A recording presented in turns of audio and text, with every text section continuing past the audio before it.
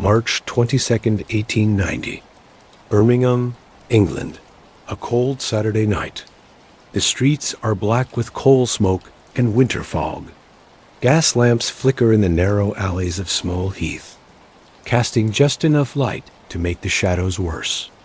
Inside the Rainbow Public House on Adderley Street, a young man named George Eastwood is sitting quietly. He is not drinking alcohol. He ordered a ginger beer. He is a teetotaler. He is minding his own business, and the door opens. Men walk in. George knows them. They are from his own neighborhood. He has seen their faces before. Under those tilted flat caps, above those silk scarves, he knows exactly who they are. Minutes later, George Eastwood is lying in the street outside. His skull is fractured. His blood is on the cobblestones. The men who did this walked away into the fog, unhurried, because they had done this before, and they knew nobody would stop them. The next morning, a journalist at the Birmingham Mail wrote it all down.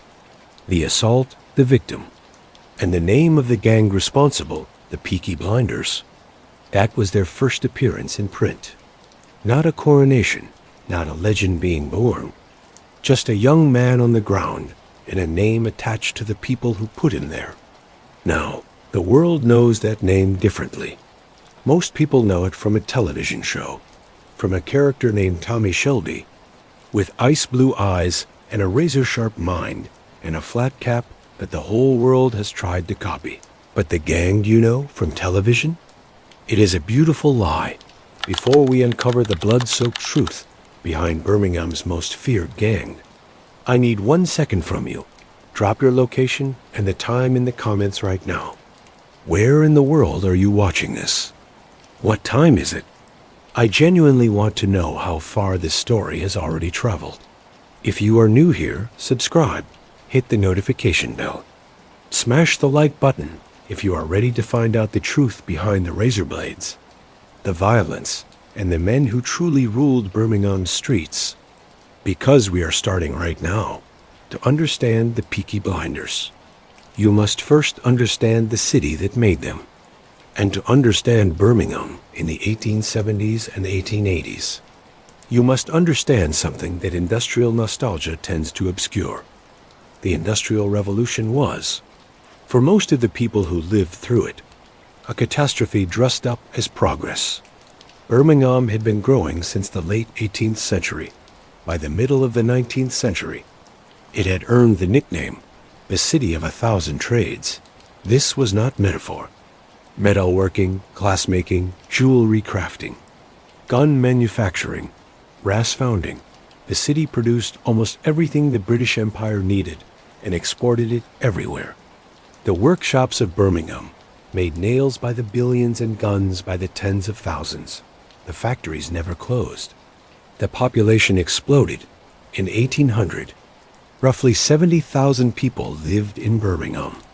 By 1851, the number had reached 232,000. By 1891, it had surpassed 478,000. Human beings poured into the city faster than the city could house them. The result was not prosperity. The result was density of a kind that modern people struggle to fully imagine. Not urban crowding as we know it now, but something rawer, something that broke people. Back-to-back houses spread across the inner districts like a rash. These were not modest homes. They were tiny boxes of smoke-stained brick. 2 rooms stacked on 2 rooms. No front door opening onto the street. Only a rear courtyard shared with a dozen other households. In many of these courts, multiple families shared a single outdoor toilet. Fresh water, when available at all, came from a standpipe used by 50 or 60 people. The walls were perpetually damp. The floors were bare earth, covered with whatever scraps of material could be found. In winter, frost formed on the inside of windows. In summer, cholera moved through the courts with the casual efficiency of a debt collector. A journalist named J. Cumming Walters wrote a series of articles for the Birmingham Daily Gazette before 1901 titled Scenes in Slumland. His descriptions were not exaggerated for dramatic effect. He was documenting what he saw. "The air is heavy with a sooty smoke and with acid vapors," he wrote. "And here it is that the poor live and wither away and die." He described the houses of the poorest districts as places where large families ate and slept every single day and night, amid rags and vermin, within dank and mildewed walls from which the plaster has fallen in scabs. By 1907, Birmingham had a population of just over 500,000 people, all living in approximately 100,000 tenements. Half of those tenements had 4 rooms or fewer. Somewhere between 30,000 and 40,000 of them were back-to-back constructions of the very worst kind. In one district of the city, the death rate stood at 32 per 1,000 people, double the city average. This was not a statistic. This was children dying before their 5th birthday. This was young men working in factories through their 20s and coughing blood in their 30s. This was women burying husbands and sons in churchyards they could walk to in 10 minutes. Into this landscape, a second catastrophe arrived. In the 1840s, Ireland experienced the Great Famine. Potato blight destroyed the main food source of a predominantly rural population. Between 1845 and 1852, approximately 1 million people in Ireland died of starvation and disease. Another million emigrated, then another. The exodus continued for decades. Irish emigrants poured into the industrial cities of England, Manchester, Liverpool, London, and Birmingham, because these were the places where unskilled labor was needed and where a person without English language skills, without tools or trade credentials, could find some kind of work by offering their body as a machine. The Irish workers who arrived in Birmingham took the lowest paid, most dangerous jobs. They dug canals. They laid railway tracks. They worked the furnaces. They lived in the cheapest housing, which placed them directly in the already overcrowded slum districts of Small Heath, Digbeth, Derritend, and Bordesley. By the later decades of the 19th century, the Irish population of Birmingham had grown substantially, and their presence was not always welcomed. Anti-Irish sentiment ran through Victorian England like a seam of coal through rock. The Irish were Catholic in a Protestant country. They were poor in a culture that associated poverty with moral failure. They were foreigners in a city that was already struggling to accommodate its own displaced rural English workers. Violence against Irish immigrants was not unusual. Discrimination in employment was common. In the poorer districts, the English poor and the Irish poor were pressed against each other in conditions that made conflict almost inevitable. From this pressure, from this combination of physical misery, social exclusion, ethnic tension, and total absence of legitimate opportunity, the gangs were born, not dramatically, not with a founding declaration or a moment of revelation. They grew gradually, the way all organic things grow, from small seeds in fertile soil, a group of boys in a courtyard, a game of cards, somebody's older brother who knows how to use a belt buckle as a weapon, the discovery that the baker on the corner will pay to avoid having his windows broken, the discovery that the man coming home from the factory on Friday evening with a week's wages in his coat pocket can be relieved of those wages if you catch him in the right alleyway with the right number of friends. The gangs started as survival mechanisms. They evolved into something much worse. Before the Peaky Blinders had a name, before they had an identity, Birmingham already had a gang culture. It had been developing since at least the 1870s. The newspapers of the period called these groups sloggers, a term borrowed from boxing, meaning someone who could land a heavy, powerful blow. The word was both descriptive and accurate. These were not subtle criminals. They did not pickpocket with light fingers and quick movements. They fought. They brawled in the streets with their fists and their boots and their belts. And they were proud of it. The slogging gangs operated in specific territorial patches. The geography of their wars followed the geography of the slums. Each district had its own group, and the border between districts was a boundary that could not be crossed without consequence. The Aston sloggers held their ground, the Neckel sloggers held theirs. The Cheapside sloggers held Cheapside, which lay adjacent to a neighborhood called Small Heath. When the Small Heath gangs expanded outward, they inevitably pressed against the Cheapside territory. The result was what the newspapers described as postcode battles, though the term postcode is retrospective. These were territorial conflicts fought with the weapons at hand. Belt buckles were standard, fitted with brass fixtures that turned them into effective clubs. Iron bars were common. Metal-tipped boots could break bones when applied with sufficient force to a skull. The street fights were not theatrical brawls. They were brutal, sustained, and occasionally fatal. English historian Professor Carl Chin, who has done more than anyone to research the real history of the Peaky Blinders, documented how smaller gangs gradually consolidated through the 1870s and 1880s. The Wainwright Street Gang, the White House Street Gang, the 10 Arches Gang. These smaller groups existed for decades. Over time, they either absorbed or were absorbed. The Aston sloggers and the Neckel sloggers were among the larger consolidated formations that emerged from this process. By 1895, the newspapers were using both Peaky Blinders and sloggers interchangeably to describe Birmingham's criminal gangs. The exact point at which the Peaky Blinders became a distinct entity, rather than simply the collective name for Birmingham's street gangs, is still debated by historians. Philip Gooderson, who wrote The Gangs of Birmingham, argues that the Peaky Blinders originated as a single gang that then lent its name to others. Chin believes the term was always somewhat generic, a label applied broadly to the kind of criminal subculture that had developed in the city's inner districts.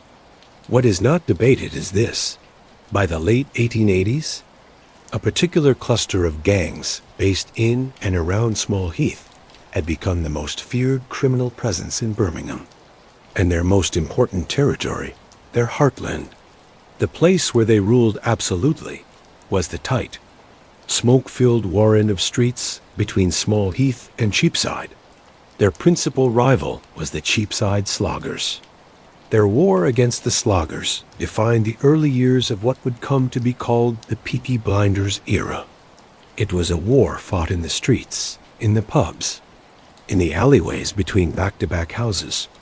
Nobody counted the casualties. The newspapers reported on the most dramatic incidents. The courts processed the survivors.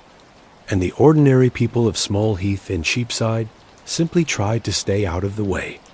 Let us deal with the razor blade myth immediately, because it is the most persistent fiction attached to the real Peaky Blinders.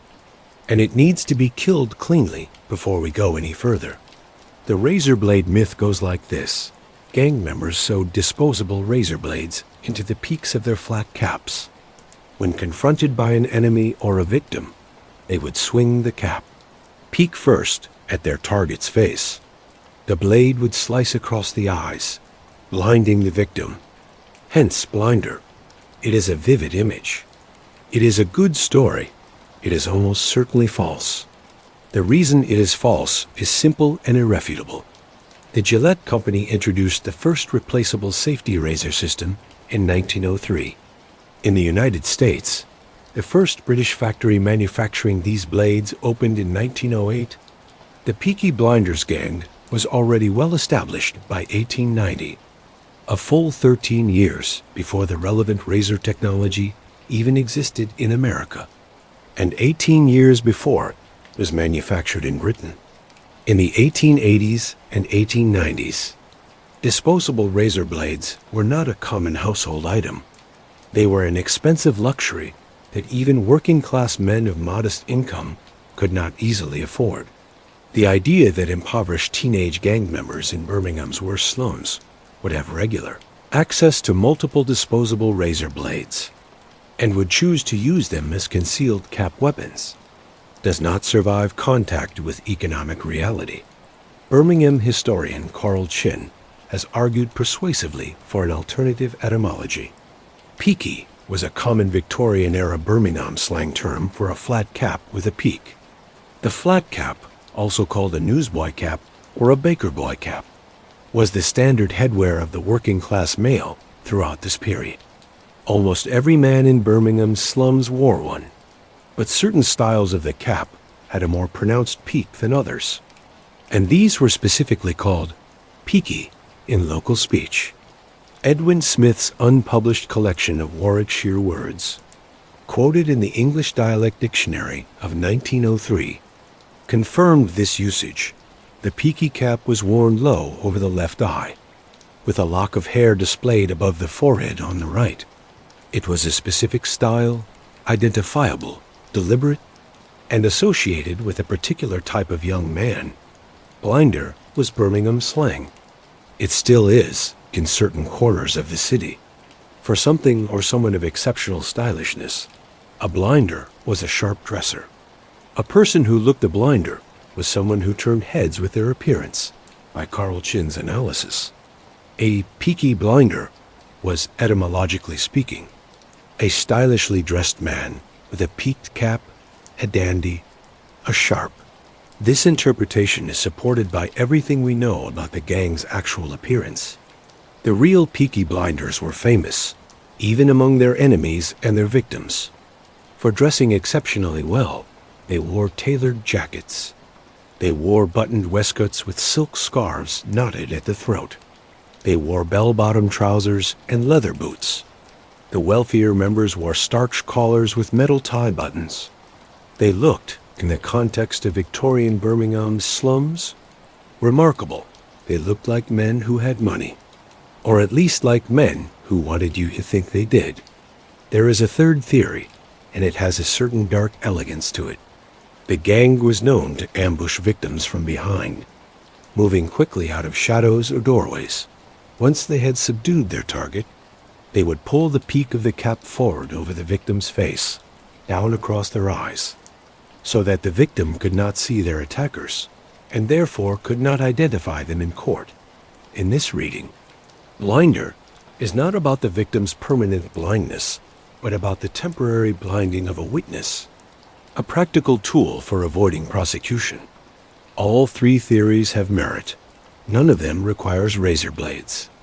The razor blade story, whatever its charm, is an invention of folk etymology, a story that feels right because it fits the dramatic image of the gang, not because it has any basis in historical fact.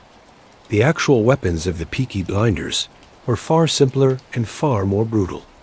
Belt buckles with brass fixtures, iron bars, metal-tipped boots, knives, fire irons, and canes. When George Eastwood was beaten in March 1890, the first documented Peaky Blinders attack, he was beaten with belt buckles, not with razor blades. With thick leather belts, swung hard, the heavy metal of the buckle connecting with his skull. That is the reality of the Peaky Blinders' violence. It was not elegant or clever. It was raw and blunt, and it hurt. On the 22nd of March 1890, a young man named George Eastwood was sitting in the Rainbow Public House on Adderley Street in Small Heath. Birmingham, Eastwood was, by all available accounts, an unremarkable young man with one particular distinction. He was a committed teetotaler. On the night that changed his life, he was drinking ginger beer. He was recognized by members of a gang he knew from his own neighborhood. Words were exchanged. The exact nature of those words went unrecorded. What followed is documented in the 24th of March 1890 edition of the Birmingham Mail, in an article headlined, "A Murderous Outrage at Small Heath. A man's skull fractured. Eastwood was attacked on the street outside the pub. Several men fell upon him. They had belt buckles in their hands, brass-fitted belts from their own waists, used as improvised flails. Eastwood's skull was fractured. He survived, but the attack was severe enough that it warranted coverage in the local newspaper. And it was in that coverage that the name appeared for the first time in print, Peaky Blinders Gang. This is historically significant. It is the earliest documented newspaper evidence of the Peaky Blinders as a named entity. The article places them in Small Heath. It identifies them as a gang, and it establishes them, in their very first newspaper appearance, as people willing to fracture a man's skull because of whatever passed between them on a Saturday night in a pub where ginger beer was being served. Thomas Mucklow is named in connection with this incident as the founder or early leader of the Small Heath Peaky Blinders. This claim comes from research into the newspaper reports and is cited as the earliest evidence of who led the gang. Beyond that, historical documentation of Mucklow's role is limited. What is clear is that by the time Eastwood's skull was being fractured on Adderley Street, the gang was already well established enough to be known to the local press by name. They did not spring into existence with this single attack. The attack was simply the moment they first appeared in the historical record. It would not be the last time they appeared there. One of the things the television series gets broadly right is the Peaky Blinders' obsession with clothing. The real gang members were genuinely famous for dressing well, and this is confirmed by police records, newspaper accounts, and the surviving mugshots preserved at the West Midlands Police Museum in Sparkhill. Look at the photographs, look at the faces. Young men, most of them, with hard eyes and careful expressions. Look at what they are wearing. The tailored jackets, the buttoned waistcoats, the silk scarves tied with deliberate precision at the neck. These are not men who rolled out of bed and pulled on whatever was at hand. These are men who thought about how they looked. Men who spent money obtained through crime, on clothing that announced their status. This was a conscious choice, and it deserves some analysis. In the late Victorian and Edwardian periods, clothing was one of the primary visible markers of class. A working-class man in Birmingham wore what he could afford, which was usually rough and dark and functional. His clothing told everyone who saw him exactly where he stood in the social hierarchy, which was near the bottom. The middle classes wore better fabric, better cut, more elaborate accessories. The upper classes wore things that the poor could not afford to imagine owning. The Peaky Blinders refused to dress like the poor, even though they were the poor. They invested in clothing that was several rungs above their economic station. This was not vanity in the ordinary sense. It was a statement. It was a refusal of the identity that poverty was supposed to impose on them. It was a declaration that they existed outside the normal rules, that they took from the social order rather than contributing to it, and that the social order could go to hell. The silk scarves were particularly notable. Silk was not a working-class material. It was expensive, delicate, and associated with wealth. A Peaky Blinder wearing a silk scarf was wearing a flag. He was saying, in fabric, "I am not what you think I am. I am not poor. I am dangerous, and I am comfortable." The flat caps, the iconic peaked caps that give the gang part of its name, were worn in a specific way, low over the left eye, tilted at a deliberate angle. This was not just fashion. It was identification. An ordinary Birmingham working man wore his cap straight. A Peaky Blinder wore it tilted. The angle of a hat was the equivalent of a gang tattoo in an era before gang tattoos existed. The women connected to the Peaky Blinders also dressed conspicuously. The wives and girlfriends of gang members were known for wearing pearl necklaces and elaborate clothing that was well above their supposed station. One period account describes these women with a particular kind of grim observation.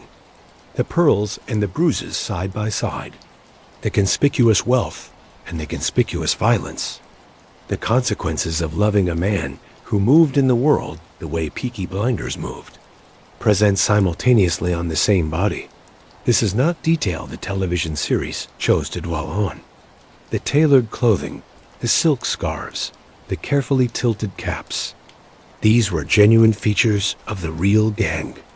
The television show took this truth and extended it into an aesthetic that has become globally recognizable. But the aesthetic in the show belongs to an era that postdates the real gang by 20 years or more.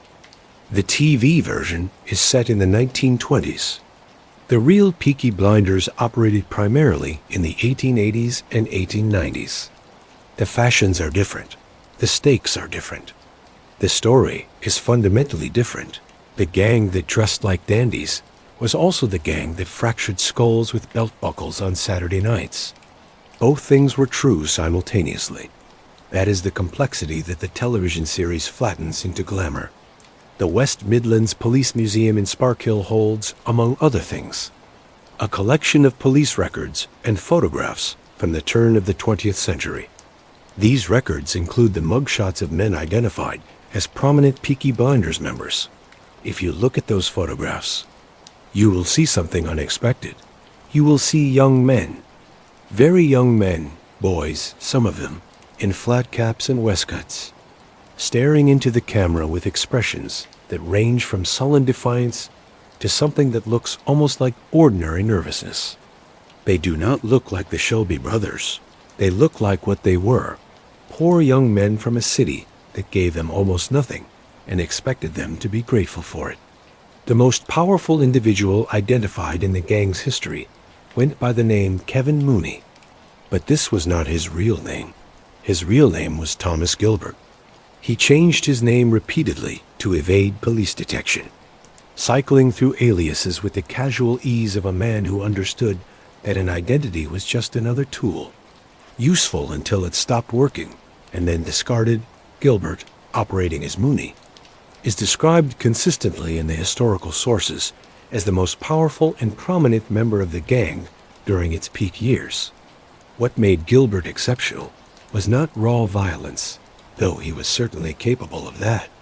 What made him dangerous was his understanding of how power worked in his environment. He grasped that the gang needed to control not just the streets, but the information flows around the streets. Who was paying whom? Who owed what to whom? Which businesses could be squeezed, and which had powerful enough connections to make squeezing them dangerous. He understood, in short, that criminal power is partly physical and partly social, and the social dimension is often more durable. Harry Fowles, known throughout Birmingham as Baby-Faced Harry, was another documented major player. The mugshots confirmed the nickname. He had the kind of face that strangers might have described as innocent. Round, young-looking, with features that had not yet been fully hardened by adulthood. This was almost certainly an advantage in his line of work. People underestimated him. Fowles was arrested in October 1904, at the age of approximately 19, on charges of bicycle theft. This modest crime belies his reputation. Historical sources identify him as one of the more dangerous and unpredictable members of the gang, precisely because his youthful appearance encouraged others to underestimate how quickly and how severely he was capable of responding to perceived challenges. Stephen McKeekey, David Taylor, and Ernest Haynes are three more names preserved in the police records. Each had their own documented history of criminal activity. Taylor was reportedly only 13 years old when he first appeared in court records. A child, by any reasonable definition, already operating within the gang's orbit. McKeekey appears in surviving photographs with the same expression of managed defiance that marks all the police. Mugshots from this period, a deliberate refusal to look afraid. The age range within the gang was striking. Members ranged from 12 years old at the youngest to around 30 at the oldest. Charles Lambourne was identified in court records as a child member. This was not unusual for the period. Youth crime in Victorian Birmingham was not primarily a product of rebellion or moral failure. It was a product of economic reality. A 12-year-old in Small Heath, who was not in school and not yet strong enough for factory work, had very few alternatives. The gang offered a structure, a group of people who would protect you, and a share of whatever was taken from the neighborhood. The gang's hierarchy was not rigidly formal. There was no equivalent of a corporate org chart. But there were clearly men whose authority was broadly recognized, and men who operated beneath them, and very young men who operated beneath those. And it was all bound together by a combination of loyalty, fear, shared criminal interest, and the kind of solidarity that forms between people who face the same dangers together. Thomas Gilbert, operating as Kevin Mooney, sat at the top of this hierarchy during the gang's most dangerous years. Below him were men like Fowles, McKickey, Taylor, and Haynes.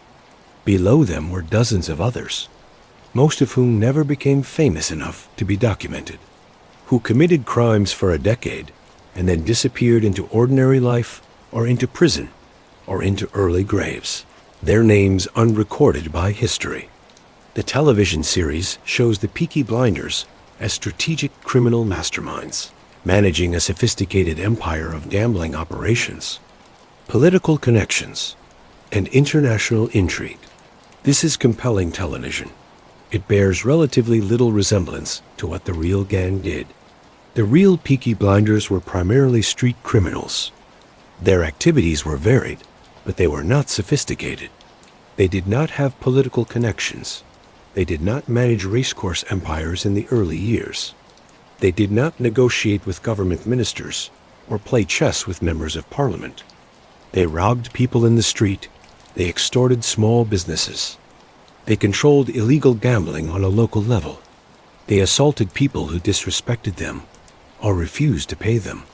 They were brutal, effective, and deeply local. The territory they controlled was the small heath and Cheapside area of Birmingham, a dense tangle of working-class streets, factories, pubs, and courts within this territory. They operated several interrelated criminal enterprises. Protection rackets were foundational.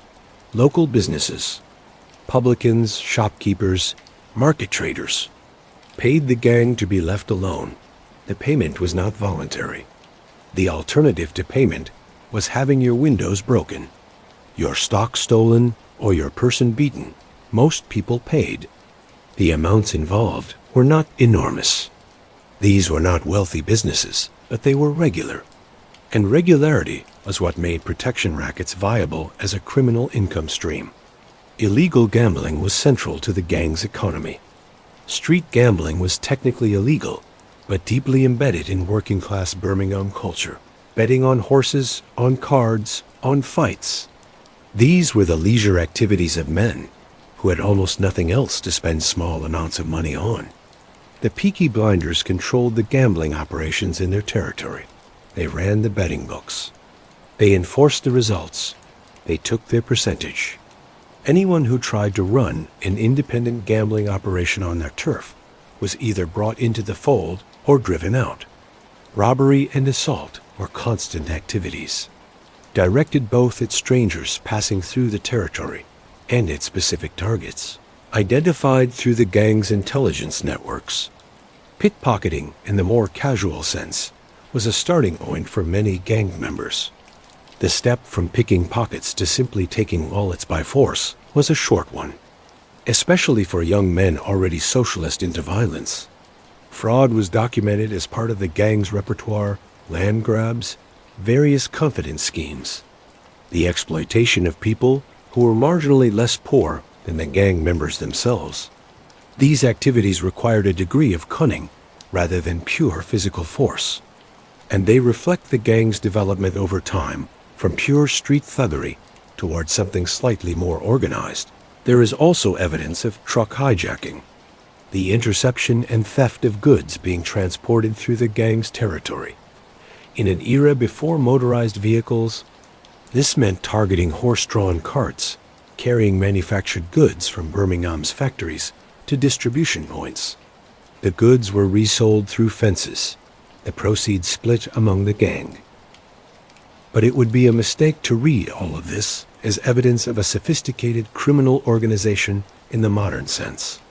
The Peaky Blinders were not the Corleone family.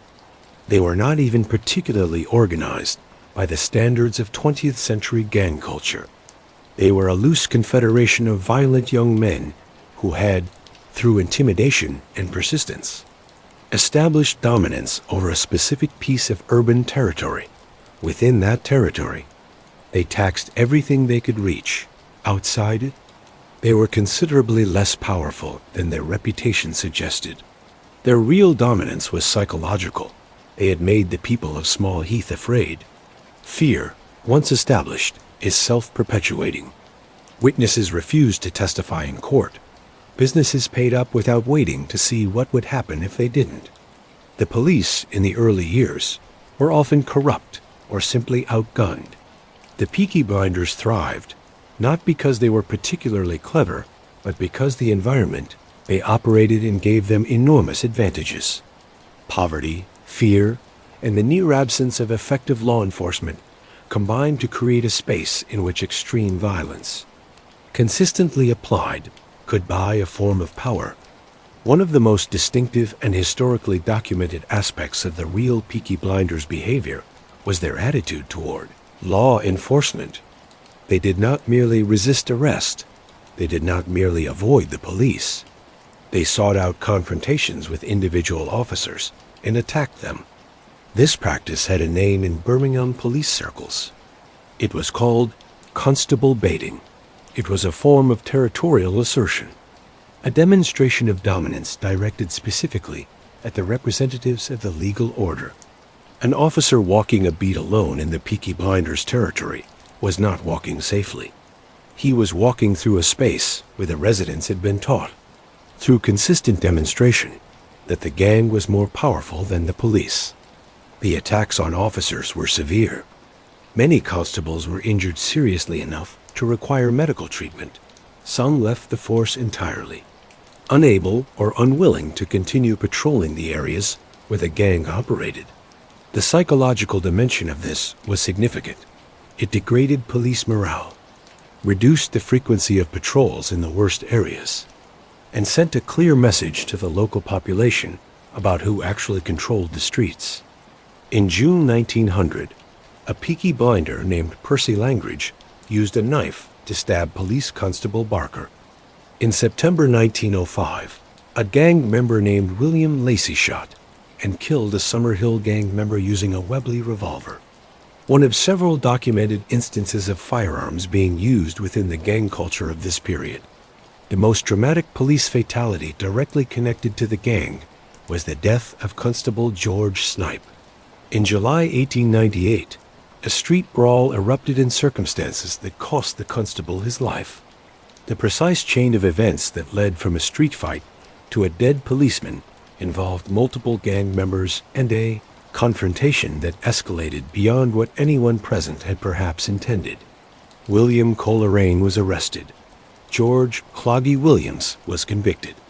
Sentences of penal servitude were handed down, but the constable was still dead. And the message received on the streets of Small Heath was complicated and troubling for the police. Even killing a police officer could be survived if you had the right lawyers and the right witnesses refusing to testify. The gang's power to suppress evidence, to intimidate witnesses, to make even murder cases difficult to prosecute. This was perhaps its most dangerous quality. After Snipe's death, the Birmingham force tried to respond with increased patrols and more aggressive enforcement, but they faced a structural problem.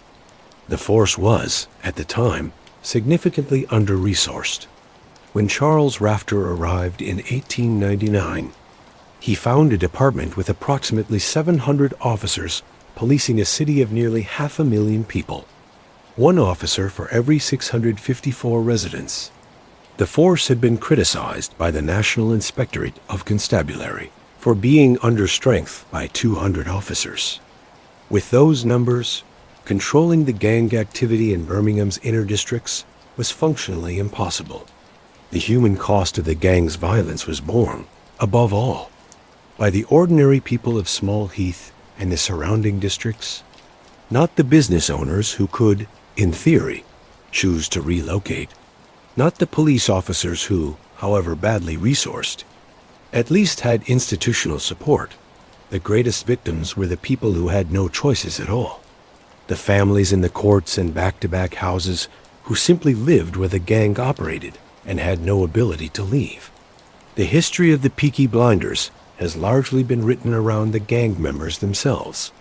Their names are known, their crimes are documented, their photographs survive.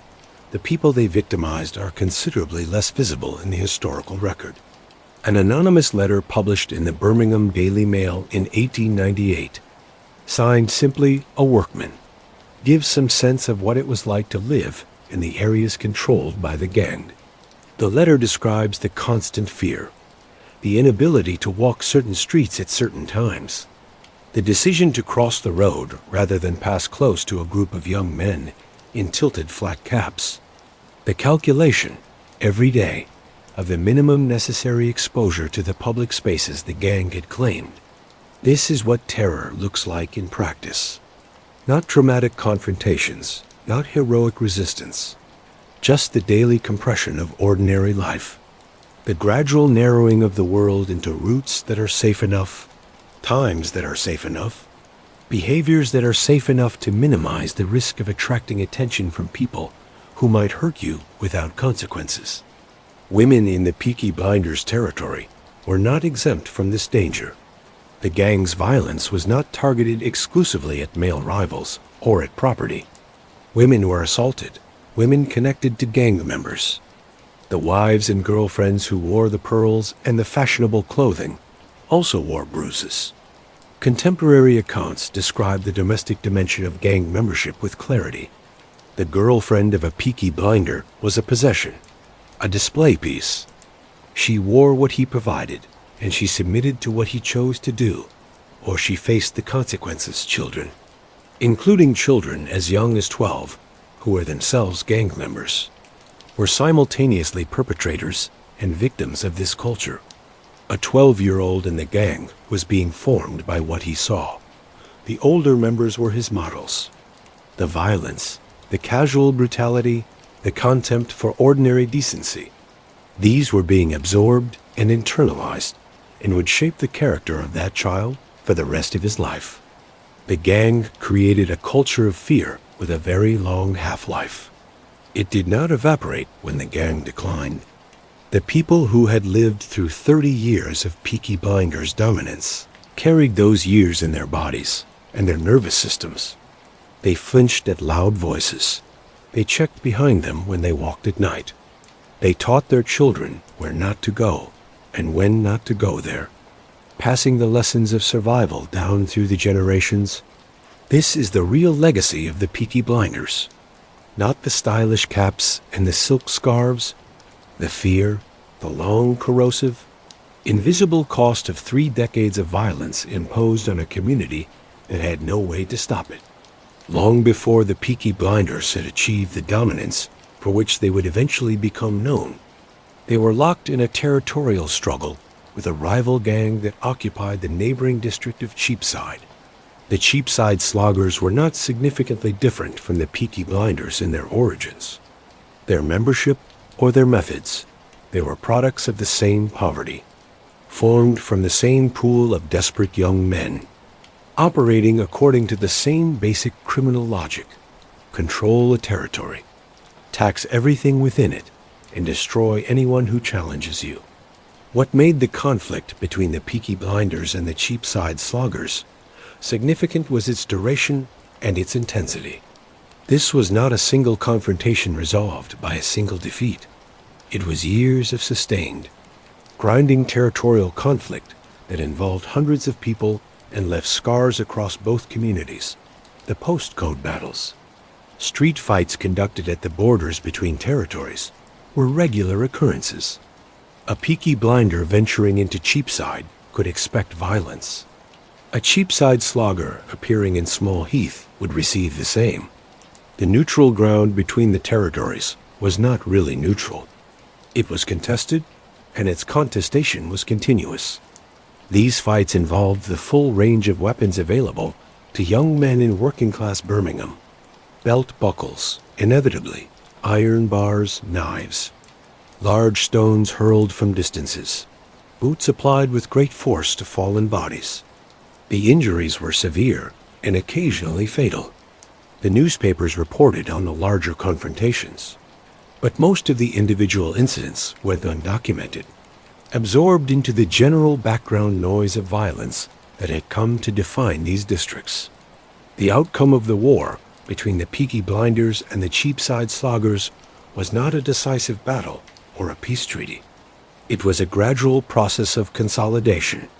Over time, as the Peaky Blinders gained dominance, the sloggers either submitted to their authority or ceased to function as an independent entity. Smaller gangs across Birmingham followed a similar trajectory, absorbed or destroyed, their territories added to the expanding Peaky Blinders domain. By the 1890s, Peaky Blinders had become a generic term in Birmingham for any street gang operating in the working-class districts of the inner city. Whether this represented the triumph of a single original gang or simply the success of a brand, a name that stuck to a criminal culture rather than to a specific organization, continues to be debated by historians. What matters for our purposes is the result. The Peaky Blinders name, and the terror it carried, had become citywide Thomas Gilbert, who operated as Kevin Mooney during his most active criminal years, is the closest thing the real Peaky Blinders had to the strategic genius that Thomas Shelby embodies on screen. The comparison is instructive, precisely because of how far it falls short. Gilbert was not a visionary. He was not playing chess while his rivals played drafts. He was not connected to politicians or financiers or global criminal networks. His strategic thinking was confined to the geography of a few square miles of industrial Birmingham, and his primary tool was the same tool available to everyone else in his world: the credible threat of serious violence. What distinguished Gilbert from the more straightforwardly violent members of his gang was his understanding of information. He knew who lived where. He knew who owed money. He knew which businesses were profitable enough to be worth squeezing and which were barely surviving themselves. He knew which police officers could be bribed and which could not. He knew who in the local magistracy was sympathetic and who was not. This knowledge was power. Not extraordinary power by the standards of sophisticated criminal organizations, but in the context of Small Heath in the 1890s, it was sufficient to maintain dominance over a territory and over the people within it. Gilbert's practice of changing names, cycling through aliases to confuse police records and court proceedings, was common among the gang's more experienced members. It was not a sophisticated criminal tactic. It was basic self-preservation in an era when identity documentation was minimal and police record keeping was limited. A man arrested as Thomas Gilbert could be tried as Kevin Mooney, and the connection between the two, while eventually established, might take months or years to become clear in the official record. The fact that the most powerful figure in the real Peaky Blinders is remembered primarily by an alias he adopted to avoid prosecution is itself telling. The real gang's power was local, fragile, and dependent on secrecy and misdirection in ways that the television show's version is not. Thomas Shelby operates openly, his power acknowledged and even formally recognized.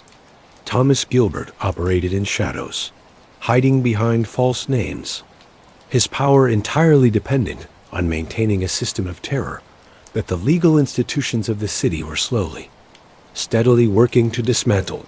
In July 1899, 50 candidates applied to succeed Joseph Farndale as Chief Constable of Birmingham. 8 were shortlisted for interview. Of those 8, only one arrived for the interview in full uniform. His name was Charles Houghton Rafter. He was born in Belfast in 1860, the son of a linen merchant.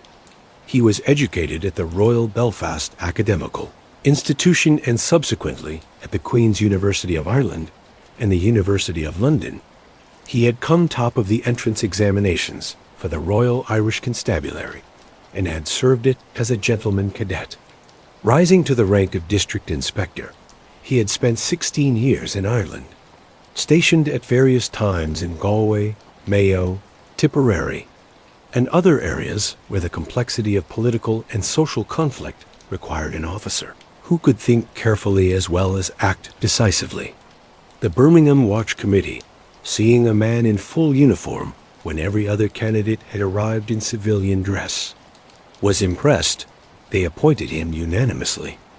At a salary of £800 per year, Rafter had been described to the Watch Committee as skilled in the preservation or restoration of peace in troubled districts where party feeling runs high.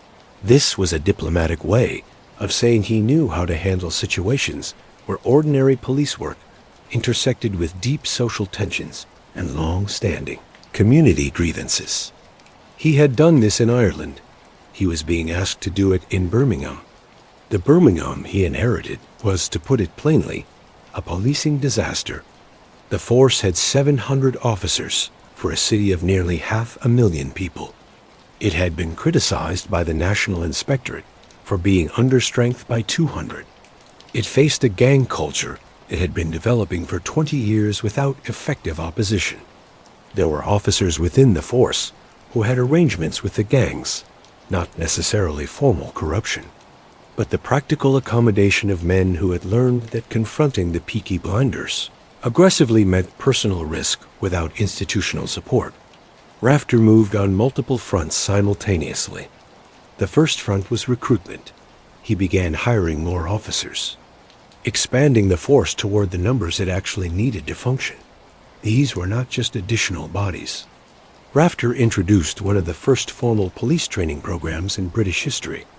His educational curriculum for new officers included criminal law and procedure, police duties, arithmetic, English composition, gymnastics, swimming, drill, first aid, and what he called practical tips for dealing with the public. This last category is significant. Rafter understood that policing was not simply a matter of force. It was a matter of relationship. The relationship between the police institution and the community it was supposed to serve. In Small Heath and the surrounding districts, that relationship had been systematically destroyed by 2 decades of gang dominance. Ordinary people did not trust the police. They had learned not to. They had learned that reporting crimes brought more danger, not less. That the gang's reach was longer and more immediate than the court's authority. Rafter set about rebuilding that trust. He encouraged officers to engage with communities rather than simply patrol them. He established youth clubs, genuinely, as part of a strategy to divert young men from the gang pipeline.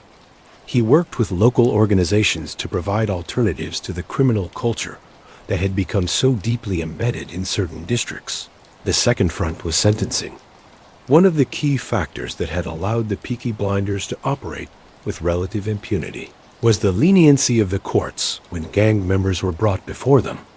2 or 3 years for serious violence, including violence against police officers, was not a sufficient deterrent for young men who had calculated that the rewards of gang membership outweighed the risks. Under Rafter's influence, through his advocacy, and through the improvement in the quality of prosecutions that better police work made possible, sentences escalated dramatically. Gang members who had expected a few years in prison began receiving 15 years, 20 years. Sentences of penal servitude that removed them from the streets not for a season, but for a substantial portion of their adult lives. The change was not instant. Nothing structural about the city changed immediately. The poverty remained. The housing remained terrible. The factory conditions remained dangerous. But the criminal calculus began to shift. The expected cost of gang membership, the likely sentence if caught, moved significantly upward. For young men at the margin, the men who had not yet committed irrevocably to the criminal life, this mattered. The third front was community mobilization. Something remarkable happened in the early years of the 20th century in Birmingham. Citizens who had endured years of gang intimidation began, emboldened by a more visible and more effective police presence, to push back. Witnesses who had previously refused to testify began appearing in court. Victims who had absorbed beatings without reporting them began making formal complaints. This was not courage in the dramatic, heroic sense. It was something more practical. the calculation that the ratio of risk to protection had shifted. The gang was slightly less able to punish testimony. The police were slightly more able to protect witnesses.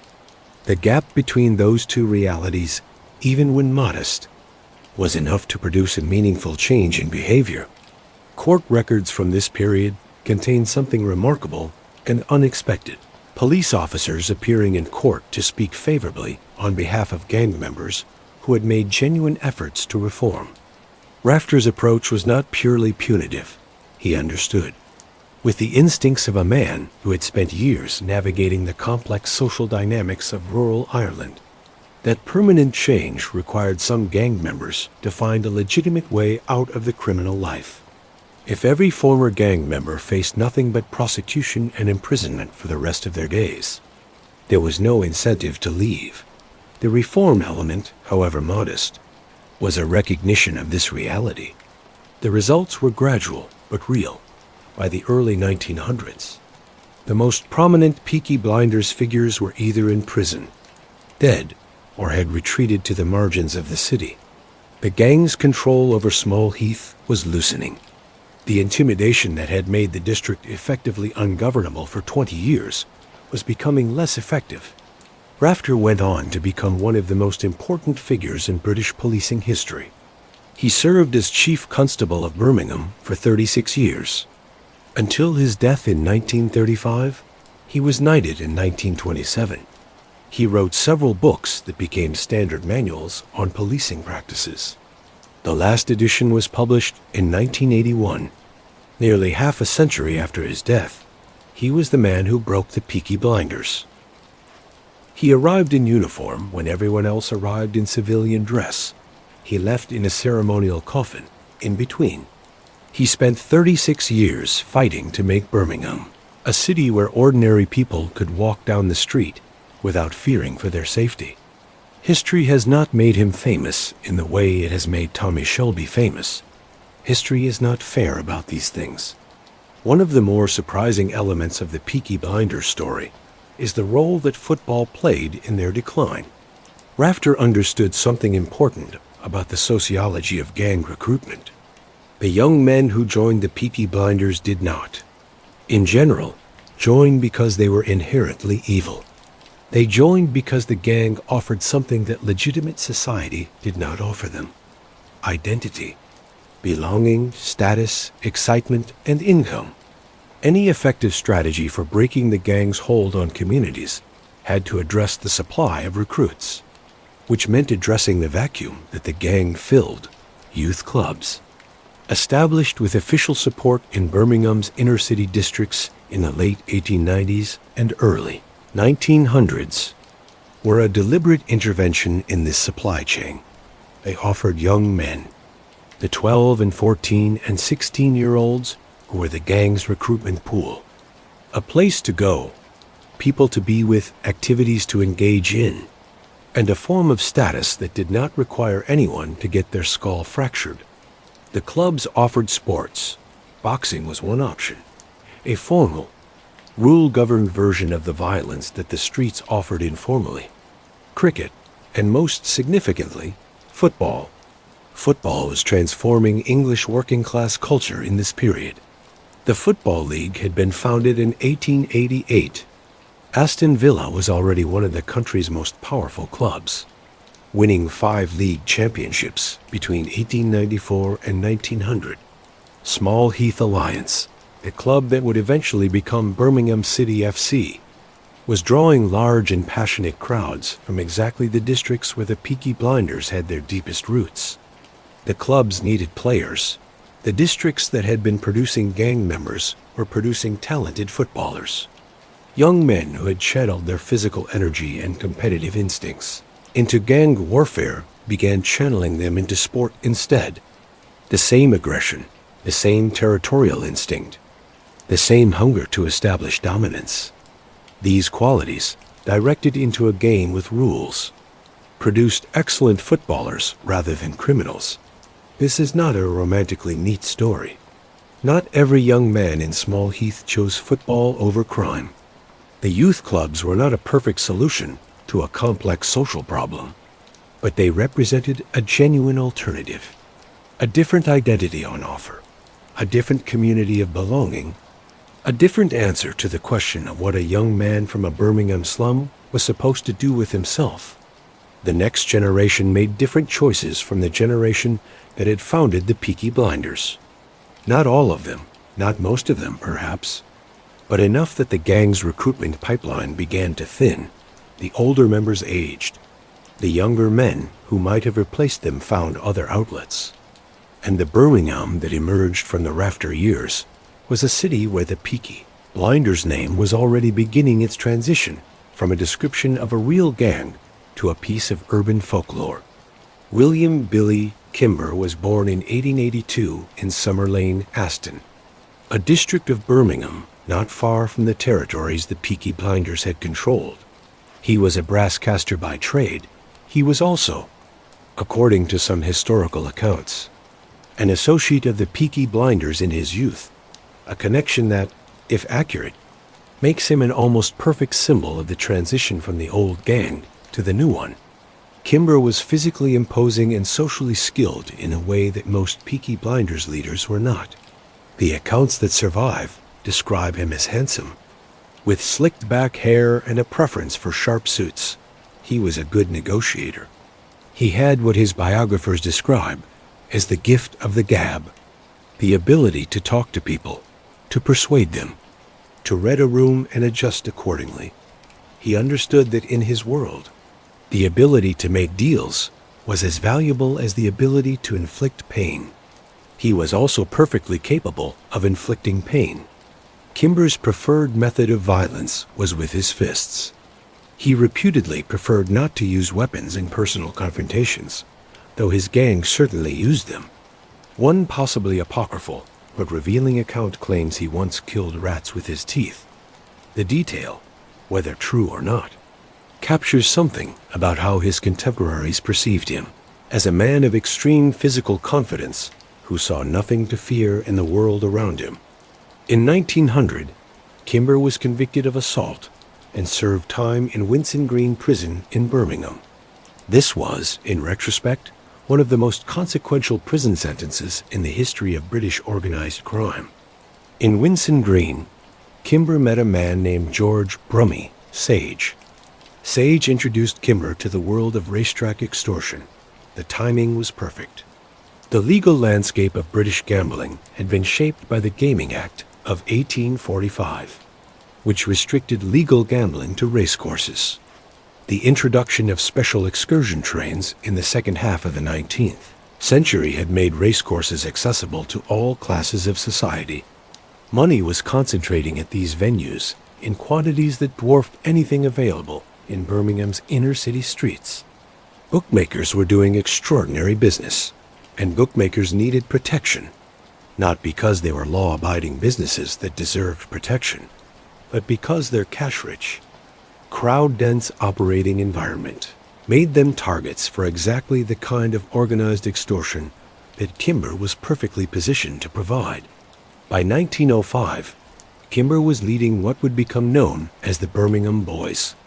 His vision extended far beyond Small Heath. He saw the racecourses of the Midlands and the North as his territory. He forged alliances with gangs in Uttoxeter and Leeds. He cultivated relationships with London's Underworld, particularly with the Hoxton Gang and the Elephant and Castle Mob. He established a base of operations in Islington, London. The Birmingham Boys were a different kind of criminal organization from the Peaky Blinders. The Peaky Blinders had been, fundamentally, a street gang, territorial, local. Their power derived from physical presence in a specific geographical area. The Birmingham Boys were, in contrast, mobile. Their power derived not from owning streets, but from controlling the flow of money at racecourses across England. The mechanics of their extortion were straightforward and brutally effective. Bookmakers at racecourses needed pitches, specific locations from which to operate. They needed protection from the crowd. They needed equipment, chalk for their boards, printed runners' lists, someone to wipe the boards between races. The Birmingham Boys provided all of these things. whether the bookmakers wanted them or not. The charge for these services was not negotiable. It could be as much as 50% of a bookmaker's daily take. On a busy day at a major venue, a bookmaker might clear £5,000.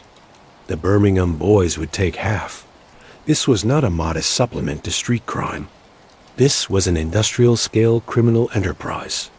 Kimber charged bookmakers for the pitch, for the protection, for the chalk, for the runner's list, for the board wiping. Each individual charge was modest. Together, they were devastating. A bookmaker who refused to pay did not simply lose money. He was visited by men with hammers and brass knuckles and razors. His pitch was taken from him. His equipment was destroyed. In the most serious cases, he was beaten severely enough that the message was unmistakable. There was no operating on a Birmingham boys' racecourse without Billy Kimber's permission. And Billy Kimber's permission cost exactly what Billy Kimber said it cost. The Birmingham boys' dominance of the racecourse extortion scene in the Midlands and the North was established by approximately 1910 and remained largely secure. Through the years of the First World War, the war itself temporarily disrupted operations. Many young men in the gang were conscripted or enlisted, and wartime conditions made large public gatherings like race meetings impossible for extended periods. But after the war, the gang reconstituted and the racecourse extortion resumed. More ambitious and more organized than before, by the early 1920s, the Birmingham boys were one of the most powerful criminal organizations in England. They were not glamorous in the way that the TV show's version of the post-war Peaky Blinders is glamorous. They were not connected to political intrigue or international criminal networks, but they were genuinely, practically powerful in the way that access to large amounts of money makes organizations powerful, and they were heading, inevitably, toward a confrontation with a man who controlled the southern racecourses with exactly the same methods they used in the north. The exact moment at which the Birmingham boys succeeded the Peaky Blinders as the dominant criminal force in Birmingham's underworld is not precisely documented. It was a process, not an event. It happened somewhere in the years between 1910 and 1920, as Kimber's more ambitious and geographically broader operation overshadowed the purely local Peaky Blinders gang culture. Several factors drove this displacement. The most important was Rafter's policing campaign. The Peaky Blinders were creatures of a specific environment, the small heath street culture that had developed in the absence of effective law enforcement. When Rafter imposed effective law enforcement on that environment, the gang lost its operating conditions. Members went to prison, members aged out. The recruitment pipeline dried up. The gang did not fight back effectively against the police. Campaigned because it did not have the political connections or the institutional resources to do so. It was a street gang. It could fight other street gangs. It could bully shopkeepers and beat police officers. It could not lobby Parliament or manipulate court proceedings at the higher levels. Kimber's organization was more sophisticated, precisely because it operated in a more sophisticated environment. The racecourses were not the inner-city streets of Small Heath. They were nationally regulated venues with their own institutional structures. Navigating them required different skills from those the Peaky Blinders possessed: negotiation, alliance building, the ability to corrupt and accommodate legitimate authority, as well as simply defying it. The Peaky Blinders, by contrast, had built their power on pure defiance. They had never developed the capacity to co-opt the system. When the system became effective enough to push back, they had no alternative strategy. By the early 1920s, the original Peaky Blinders had, as one historical source puts it, retreated to the West Midlands countryside. The gang that had terrorized Small Heath for 30 years was gone. The name remained. Peaky Blinder continued to be used in Birmingham as a generic term for street gang members well into the 20th century, which is how it survived long enough to reach Stephen Knight's father's stories and eventually the television screen. But the specific organization, the gang that had made George Eastwood's Skull the first line in its newspaper history, had dissolved. The name outlived the thing itself. That is its own kind of power, while Billy Kimber was building his empire in the Midlands and the North. A different kind of criminal was establishing himself in London. His name was Charles Sabini. The world knew him as Darby. He was born Ottavio Handley on the 11th of July, 1888, in a house at 4 Little Bath Street, Saffron Hill, in the Holborn district of London. Saffron Hill was known as Il Quartier. The Italian Quarter, it was London's Little Italy. A tight, dense community of Italian immigrants and their descendants, occupying a few streets in Clerkenwell that felt, to those within it, like a piece of another country. The residents were predominantly Roman Catholic, predominantly poor, predominantly employed in the catering and food trades, and predominantly suspicious of the English legal institutions that surrounded them. Sabini's origins were tangled. His father was an Italian immigrant, but his mother was Scottish.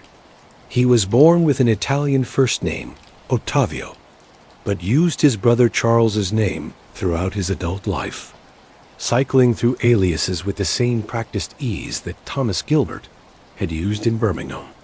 His other aliases included Fred Handley, his mother's maiden name, and various others adopted when legal difficulties made a new identity useful. He dropped out of school at 13, tried boxing, found he lacked the discipline for it, and became a bouncer at a Hoxton bathhouse.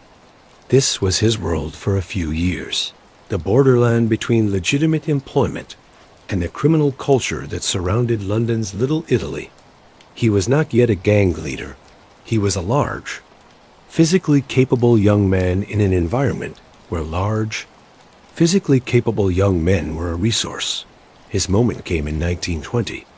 In the Griffin Public House on Clerkenwell Road, a member of a South London gang said something insulting about an Italian barmaid. Darby Sabini knocked him out. This sounds like a small incident. In the context of London's underworld at that time, it was transformative. Sabini had acted publicly and decisively. As a protector of the Italian community, the community remembered. His reputation spread. Over the next 18 months, Sabini positioned himself as the organizing force of London's Italian criminal community.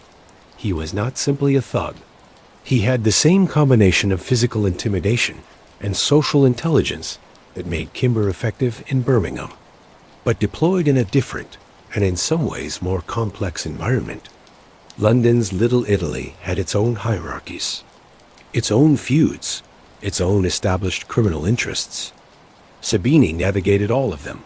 He took control of the protection rackets on London's southern racecourses, the same racecourses that Kimber had been pushing into from the north. His methods were identical to Kimber's. Charge bookmakers for everything they needed, whether they needed it or not, and deal with non-payers through violence. The Sabini gang had an estimated 100 members at its peak, and reportedly included encorded Sicilian gunmen who were known specifically for razor attacks, particularly vicious wounds designed to mark victims permanently, unlike Kimber, who cultivated an image of personal dignity and preferred fists over weapons in personal confrontations. Sabini carried a loaded automatic pistol at all times. He did not carry it as a display. He carried it because he intended to use it if necessary. The Sabini gang's connections extended significantly beyond the Italian community. Sabini built alliances with London's Jewish bookmaking community, a crucial strategic move, because Jewish bookmakers occupied a large portion of the southern racecourse betting market and had both resources and networks that Sabini could leverage. This alliance would prove both his greatest strength and, eventually, a source of significant vulnerability. The collision between Billy Kimber's Birmingham boys and Darby Sabini's gang was inevitable. Both organizations were expanding. Both depended on control of racecourse extortion for their income, and their territories expanding from north and south respectively, or converging on the most profitable venues in England, Epsom, Ascot. The major southern racecourses where the most money changed hands and the bookmakers' profits were most worth taxing. In March 1921, Birmingham boys ambushed Sabini at Greenford Park trotting track. The exact circumstances of the confrontation are disputed in the sources.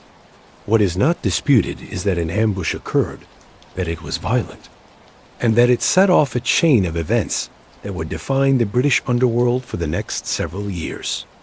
A few days after the Greenford ambush, Billy Kimber was found shot and beaten in King's Cross, London. He had gone, apparently, to meet with Sabini.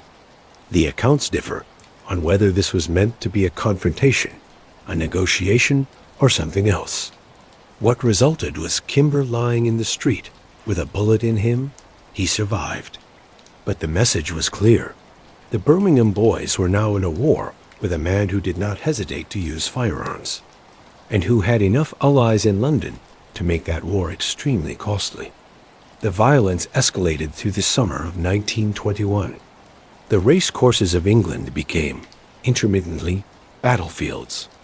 Gangs of 50 or 60 men would arrive at venues, nominally to conduct their usual protection operations and encounter the other side's forces. The resulting confrontations involved the full spectrum of available weapons: hammers, spanners, mallets, bottles, knives, cutthroat razors, and guns. Men were badly hurt. Men were killed. The police were, in the early years of these wars, frequently outgunned and outmaneuvered by criminal organizations that had more personnel and more resources than the officers sent to control them. The Battle of Epsom Road, also called the Epsom Road Battle, was a particularly significant incident. Kimber's men had received intelligence, later proved wrong, that a group of Leeds bookmakers traveling in a vehicle were in fact Sabini gang members.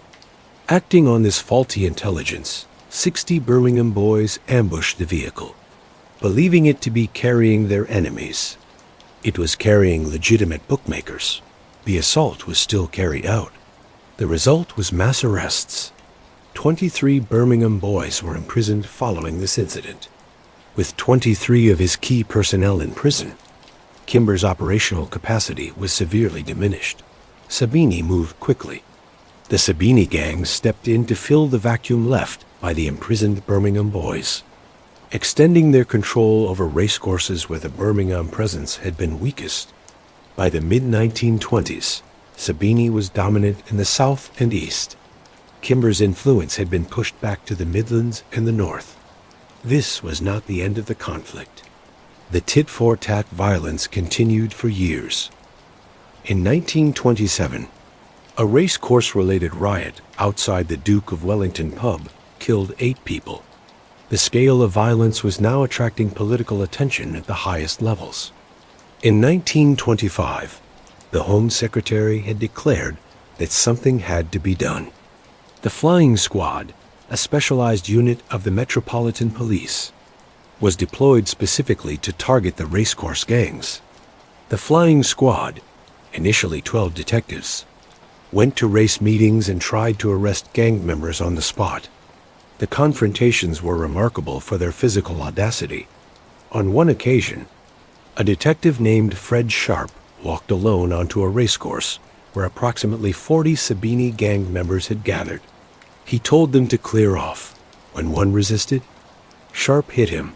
The others fled. This required a level of personal courage that is difficult to fully appreciate from the safe distance of a century. The Flying Squad's presence had a real effect. Not immediately, not completely. But the racecourse wars that had burned at full intensity through the early 1920s were, by the end of that decade, significantly diminished.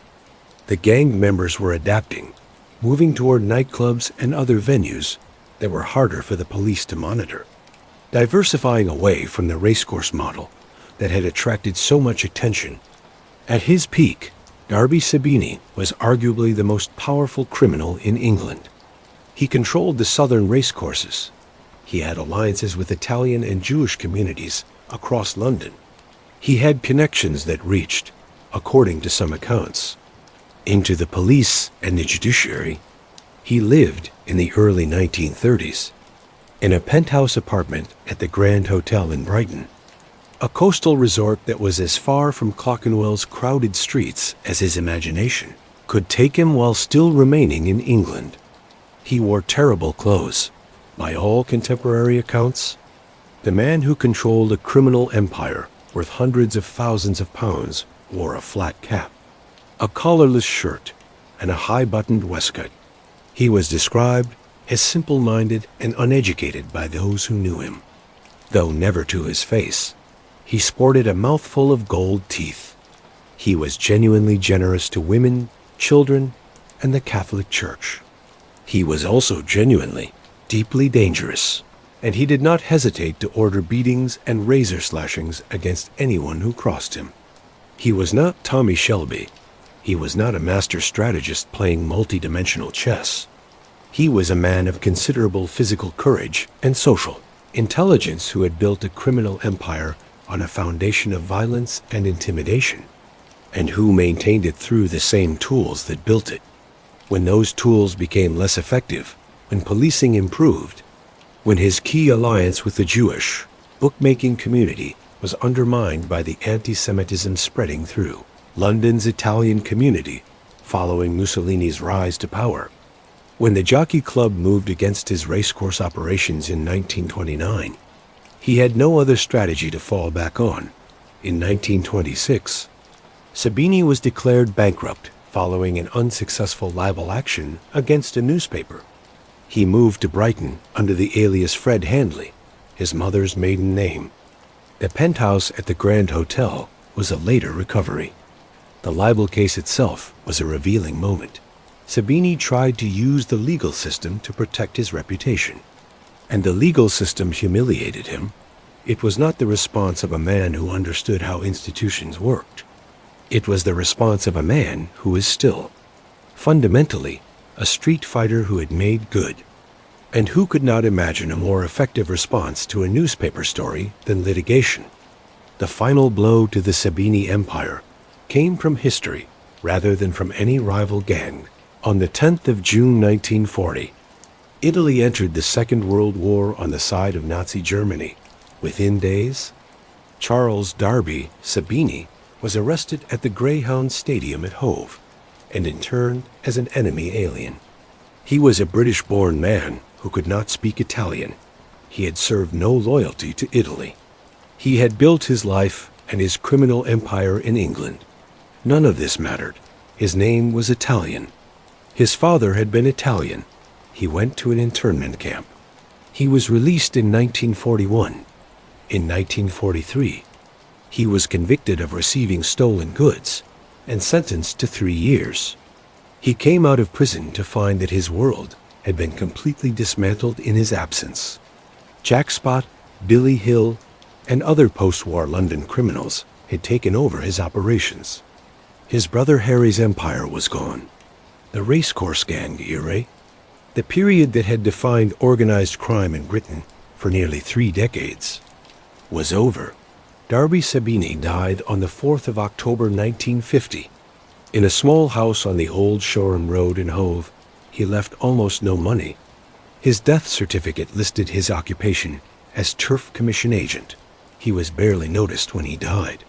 The criminal emperor of Britain's southern racecourses, the man who had ordered beatings and razor attacks, who had lived in a Grand Hotel penthouse, who had been the most feared figure in London's underworld, died quietly, in obscurity, in a seaside house. He is buried in Brighton.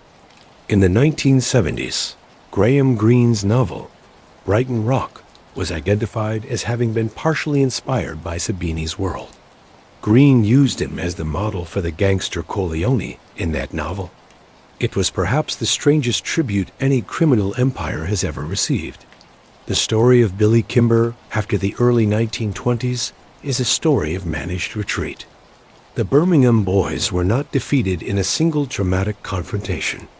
They were worn down by police action by the imprisonment of key personnel after the Epsom Road battle, by Sabini's superior London connections, and ultimately by the same process that had worn down the Peaky Blinders before them: time, and the exhaustion of men who had been running at maximum intensity for 2 decades. Kimber himself was a survivor. He was shot in 1921 and survived. He was beaten severely on multiple occasions and recovered. He did not go to prison for any extended period during the most violent years of the Racecourse Wars, which is itself a testament either to his legal cunning or to the remarkable incompetence of prosecution attempts against him.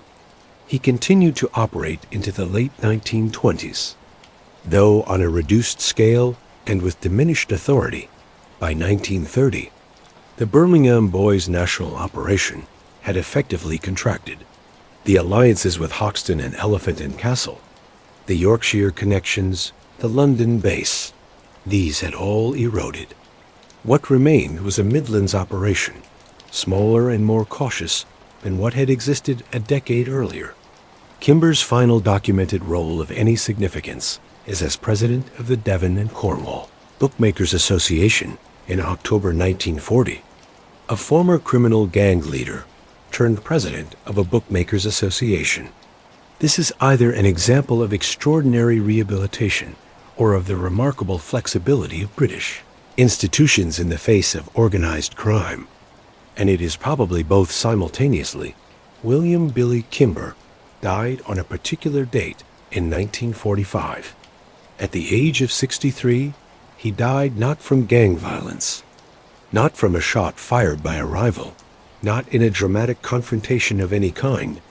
He died after a prolonged illness at the Mount Stewart nursing home in Torquay, a nursing home in Torquay of natural causes. The television show kills him in 1919, shot by Thomas Shelby, before his criminal empire has truly begun. The real Billy Kimber outlived the television show's entire timeline by more than 2 decades. He outlived the Peaky Blinders. He outlived the Racecourse Wars. He outlived 2 world wars. He died in a nursing home in a coastal resort, 63 years old, the illness carrying him off slowly and without drama. It is not the ending a television writer would choose, but it is the truth. Stephen Knight was born in Birmingham. He grew up in Small Heath, the same Small Heath where the Peaky Blinders had operated 70 years before he was born. He heard stories. His father, who had grown up in Birmingham in the interwar period, told him about encounters with immaculately dressed, incredibly powerful men who were known as Peaky Blinders. These were not the original Victorian gang members. They were the inheritors of a name, a reputation, and a style. Men of the 1930s and 1940s who had absorbed the legend of an earlier generation. From this material, family stories, local folklore, fragments of a criminal mythology that had been passed through Birmingham's working-class communities for 60 years. Knight constructed the television show. He made deliberate creative decisions that moved the story away from historical accuracy and toward dramatic effectiveness. He moved the timeline from the 1880s and 1890s to the post-World War I era. Specifically 1919, he built a fictional family, the Shelbys, to carry the narrative. He invented Tommy Shelby from the ground up, drawing on the general mythology of Birmingham criminal culture rather than on any specific historical figure. These decisions were artistically defensible. A show set in the 1890s about the specific criminal activities of a Victorian street gang would have been a very different kind of program. Darker, grimmer, less glamorous, with fewer opportunities for the dramatic political and international conspiracies that give the television version its scope. Knight wanted to tell a bigger story. He used the Peaky Blinders name as a launching pad, and then he flew. The result is a show that is remarkable television and unreliable history. The gap between the two is instructive.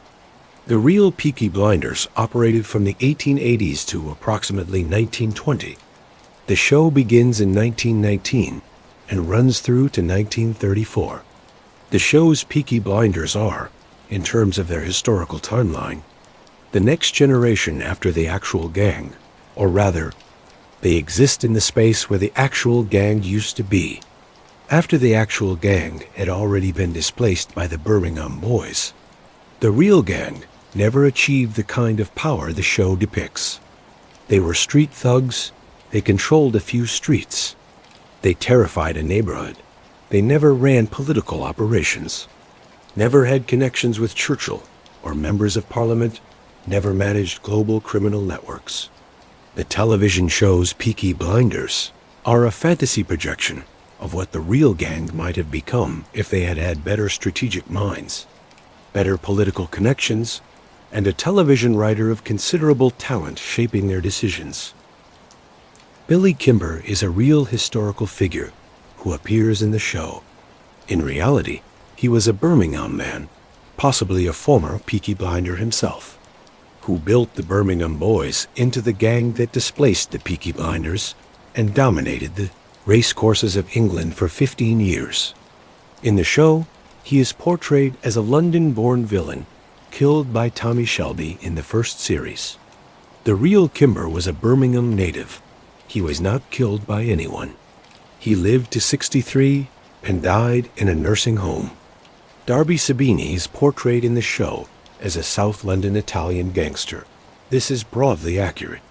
He was a genuine historical figure who genuinely operated protection rackets on the southern racecourses, who genuinely clashed with the Birmingham boys, and whose gang genuinely included men known for razor attacks.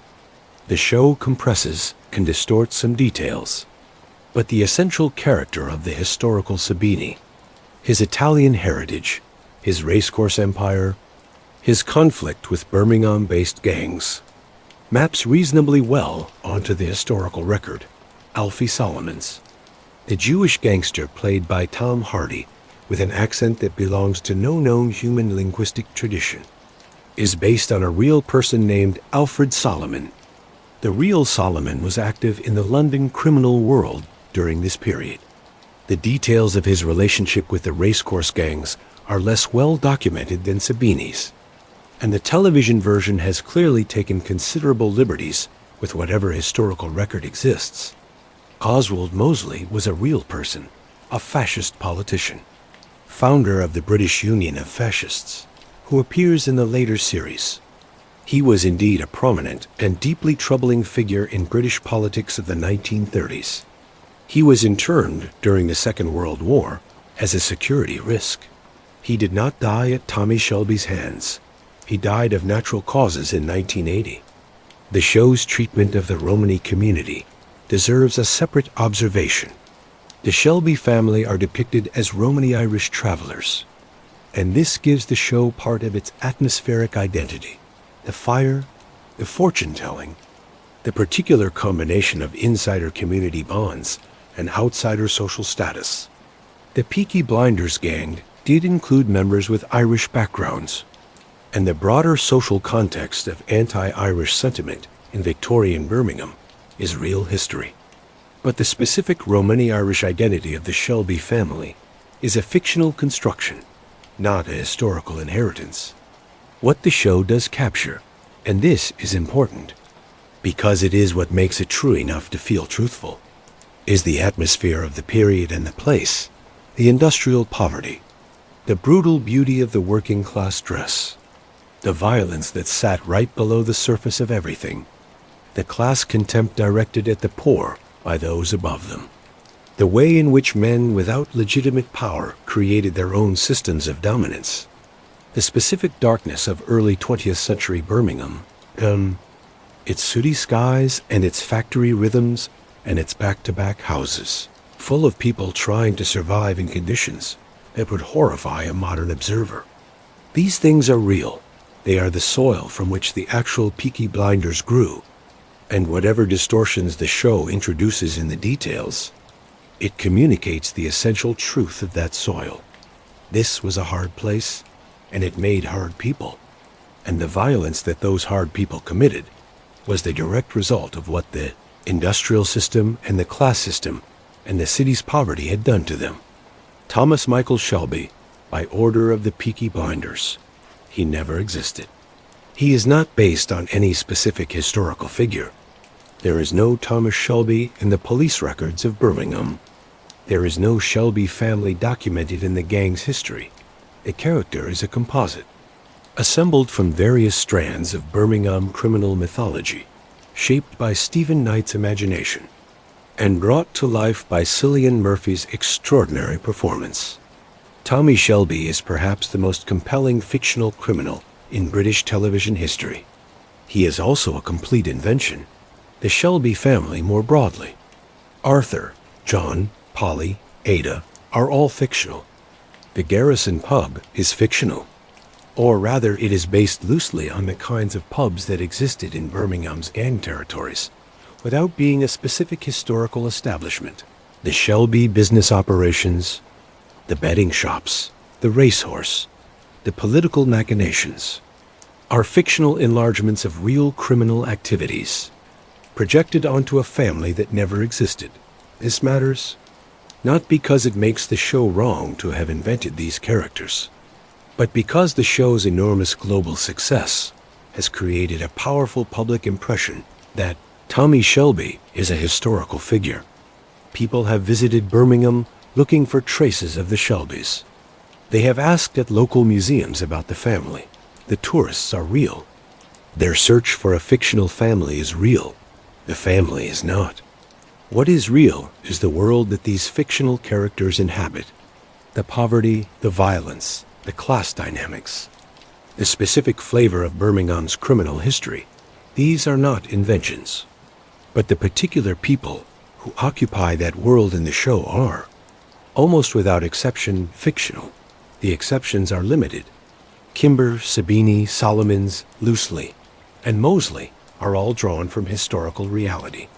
But even these characters are significantly rewritten for dramatic purposes. The show does not pretend to be a documentary. The problem arises when audiences, who often struggle to maintain the distinction between compelling drama and historical fact, begin to treat the fictional Tommy Shelby as if he were as real as the documented Thomas Gilbert. There is a moment in the television show when Tommy Shelby, standing in the ruins of whatever crisis the current episode has placed him in, says something quietly devastating that reveals the code by which he lives. These moments are the show's most powerful.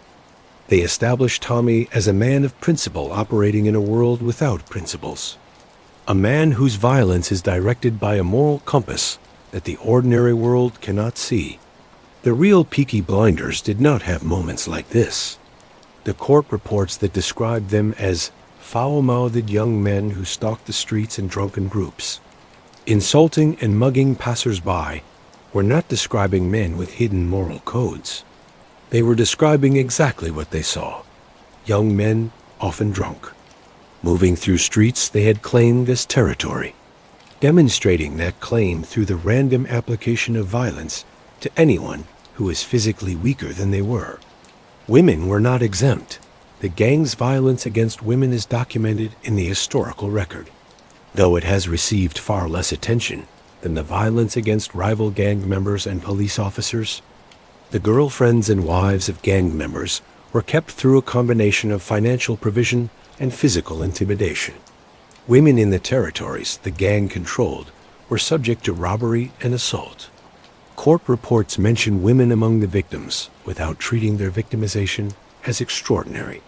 Because in the world these reports came from, it wasn't extraordinary. It was a routine feature of living in a district controlled by violent men. Children as young as 12 were gang members. This is perhaps the most uncomfortable fact about the real Peaky Blinders, and it is entirely invisible in the television show. The show's youngest characters are adults. The real gang recruited children, not dramatically, not through dramatic initiation ceremonies, but gradually, naturally, as an extension of the neighborhood culture that the gang dominated.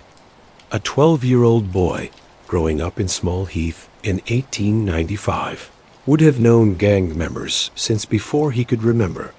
His older brothers, or cousins or neighbors, might have been members. The gang members he saw were the most visibly prosperous men in his immediate environment. They had the good clothes, the silk scarves, the money for drinks in the pub. The legitimate alternative was the factory, where men worked 12-hour shifts in dangerous conditions for wages that barely covered the rent on their back-to-back houses. The gang recruited children because children were useful.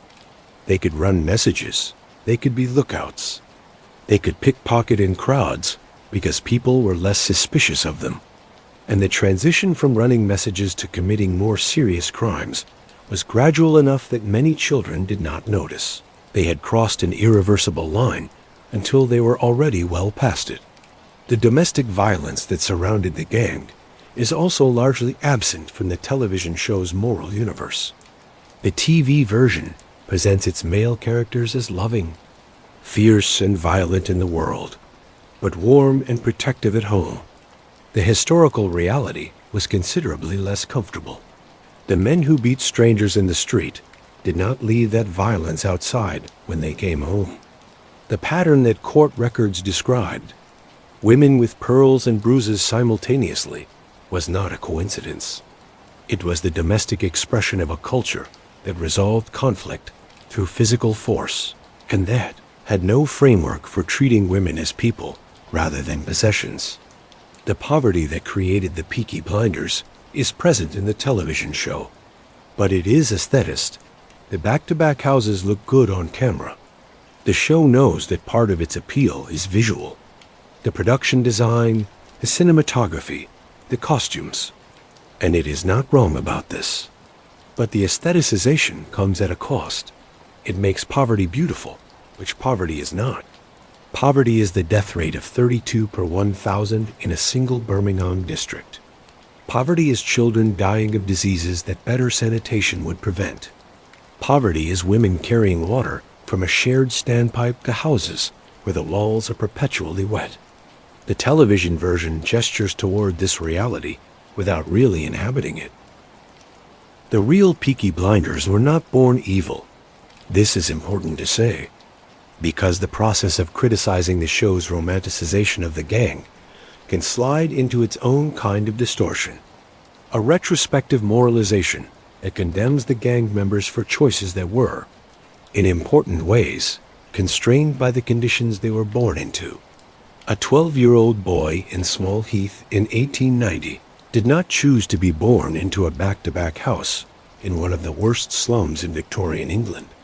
He did not choose a life where factory work began before adolescence had properly ended, where the smell of smoke and metal and human crowding was the permanent background of every day.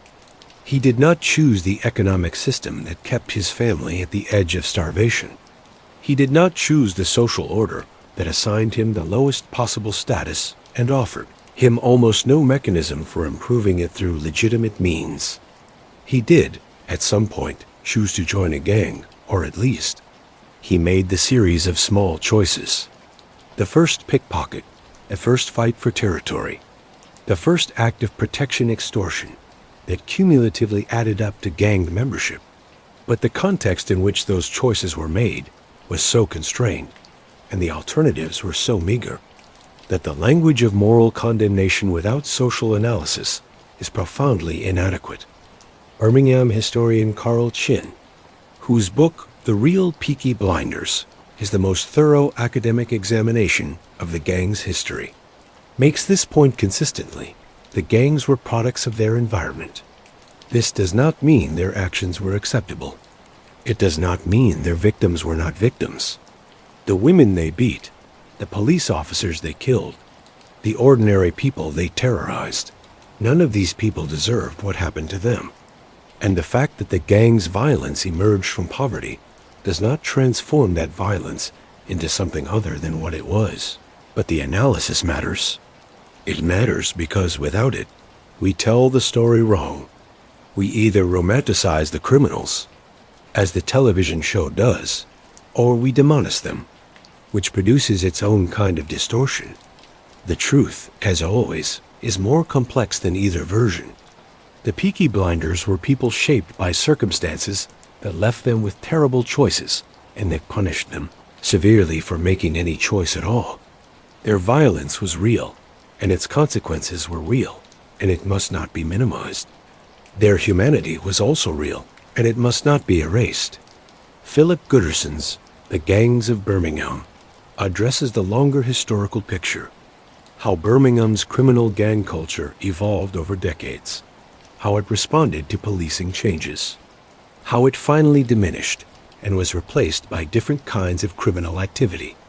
Barbara Weinberger's research on anti-Irish sentiments in Birmingham adds an important dimension to the story of how immigrant communities, pressed into poverty and social exclusion, sometimes responded through crime. These are serious academic works. They do not romanticize their subject. They take the evidence seriously, acknowledge its gaps, and reach careful conclusions that resist easy summarization. They are not as entertaining as a television show, but they are closer to the truth. The Birmingham that emerged from the Rafter years was not a transformed city. Poverty did not end. The back-to-back houses stood until they were demolished decades later. The factory conditions, while slowly improving, remained dangerous. The class system that had created the conditions for the Peaky Blinders' emergence remained intact. But the specific criminal culture, the organized, territorial, violence-for-profit structure that the Peaky Blinders had represented, was gone from Birmingham's inner streets. The Birmingham boys, who had replaced the Peaky Blinders, operated on racecourses rather than in neighborhoods. Their criminal activities, while violent and economically damaging, did not impose the same kind of daily terror on residential communities that the Peaky Blinders had imposed on Small Heath. By the 1920s, Birmingham City FC, the club formerly known as Small Heath Alliance, founded in the very districts where the Peaky Blinders had operated, was established as a professional football club, drawing crowds from the working-class communities that had previously had no outlet other than street crime for their competitive instincts. Aston Villa, already a major club, continued to develop. The young men of Small Heath were watching football on Saturday afternoons rather than fighting over territory in Saturday night streets. This is not a complete explanation of why gang culture declined. The policing improvements matter. The sentencing changes matter. The broader economic changes of the Edwardian period, modest improvements in wages, the beginnings of state welfare, the spread of elementary education, all matter. But the cultural dimension is real. People need things to belong to. They need outlets for energy and competition and aggression. When legitimate outlets exist and are accessible, a significant proportion of people will choose them. The youth clubs that Rafter had encouraged, the football clubs that absorbed the competitive energy of young men from the worst districts. These were not the primary cause of the Peaky Blinders' decline, but they were part of the ecosystem of change that made the decline possible. Birmingham itself continued to grow and to change. The First World War devastated the male population of the inner city districts, as it devastated every working-class community in Britain. The men who came back from the Western Front, if they came back altered in ways that made the pre-war gang culture feel both distant and irrelevant.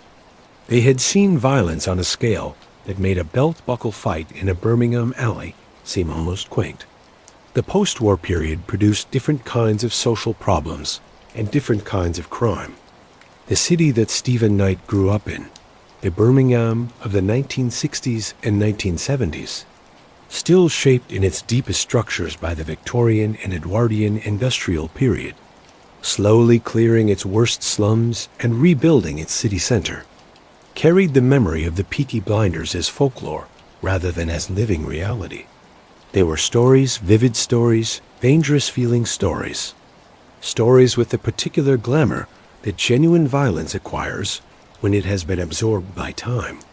Knight's father told him about immaculately dressed, incredibly powerful men from a Birmingham of his youth. The terror had become style. The brutality had become mythology. This is how all brutal histories eventually travel. The Irish famine becomes a story. The slave trade becomes a museum exhibit. The Peaky Blinders become a television show. The transformation is not always comfortable, but it is almost inevitable. When Peaky Blinders premiered on BBC Two in September 2013, it attracted a respectable but not spectacular audience. By the end of its first series, critical attention had sharpened noticeably. By the second series, the show had become a genuine cultural phenomenon. By the time the fifth series aired in 2019, it was being watched in over 180 countries. Thomas Shelby had become one of the most recognizable fictional characters in the world, and the flat cap had made a genuine fashion comeback. Birmingham itself was transformed by the show in ways that are complex and somewhat contradictory. The Black Country Living Museum in Dudley, near Birmingham, was used as a filming location. Its preserved Victorian and Edwardian buildings providing the visual backdrop for many of the show's most iconic scenes. The museum saw visitor numbers increase substantially as a result. Peaky Blinders themed tours began operating in Birmingham itself. Themed events and festivals multiplied. The city embraced, with some ambivalence, the brand that the show had created. The ambivalence is understandable. Birmingham is a city with a complex relationship to its own history. It was one of the most important industrial cities in the British Empire. It produced things, guns, metal goods, jewelry, that shaped the modern world. It also produced extreme poverty, terrible housing, and criminal subcultures that imposed genuine suffering on ordinary people for decades. The Peaky Blinders are, depending on how you look at them, either an embarrassing episode in the city's history or a compelling illustration of how extreme poverty produces extreme social responses. The television show has made them neither embarrassing nor illustrative. It has made them glamorous, and Birmingham's tourism industry, rationally enough, has leveraged that glamour. The result is a form of gang tourism that the historians and the descendants of the gang's victims view with some discomfort. West Midlands Police Museum in Sparkhill holds the actual records, the mugshots, the court documents, the police reports that document what the real gang did and who they did it to. These records tell a different story from the television show. The faces in those mugshots are not glamorous. They are young and frightened, and in some cases, barely adolescent. The crimes documented in those court records are not strategic maneuvers in a grand criminal chess game. They are assaults, thefts, murders, the dull, brutal catalog of what poverty and violence produce when combined in sufficient concentrations. The museum tries to tell the real story, but the real story, in the age of Netflix and Cillian Murphy, must compete against a fictional story that has many more production resources and considerably more dramatic appeal. It is not a fair competition. Every culture has criminals it romanticizes. The American outlaw, the English highwayman, the Italian mafioso, the Scottish clan rebel. These romantic criminal figures share certain features. They are presented as independent spirits who reject the corrupt authority of the state. They are presented as protecting their communities, even while exploiting them. They are presented as having a code, however brutal, that distinguishes them from the truly lawless. The Peaky Blinders, in their television version, fit this romantic archetype perfectly. Thomas Shelby rejects the corrupt authority of both the criminal world and the political world. He protects his family and his community, sometimes at enormous personal cost. He has a code, rigid and occasionally contradicted by circumstances, but genuine. He is, in the fullest sense of the term, a romantic criminal hero. The real Peaky Blinders fit this archetype very poorly. They did not protect their community. They terrorized it. They did not have a code that distinguished them from the simply lawless. They were the simply lawless, court reports described them as attacking women, as targeting men coming home from work on payday, as beating police officers for the pleasure of demonstrating that they could, as pressing 12-year-old children into criminal service. The gap between the romantic version and the historical reality is not a gap that the television show has tried to bridge. Stephen Knight made a creative choice to tell a story that was inspired by history rather than faithful to it. And that choice has produced extraordinary television. But the consequence of that choice is the romanticization of a criminal culture that should not be romanticized. This is not a new problem in human storytelling. Criminals have been romanticized for as long as there have been criminals. Robin Hood probably killed people whose names we have forgotten. Jesse James was a Confederate guerrilla who murdered Union soldiers before he became a bank robber. Ned Kelly terrorized communities in Victoria, Australia, before he became the national icon whose image appears on everything from whiskey bottles to Olympic opening ceremonies. The victims of these romantic criminals are not the ones who get remembered. The criminals get remembered, and in being remembered, they are transformed. George Eastwood, whose fractured skull provided the first newspaper evidence of the Peaky Blinders' existence, is not remembered.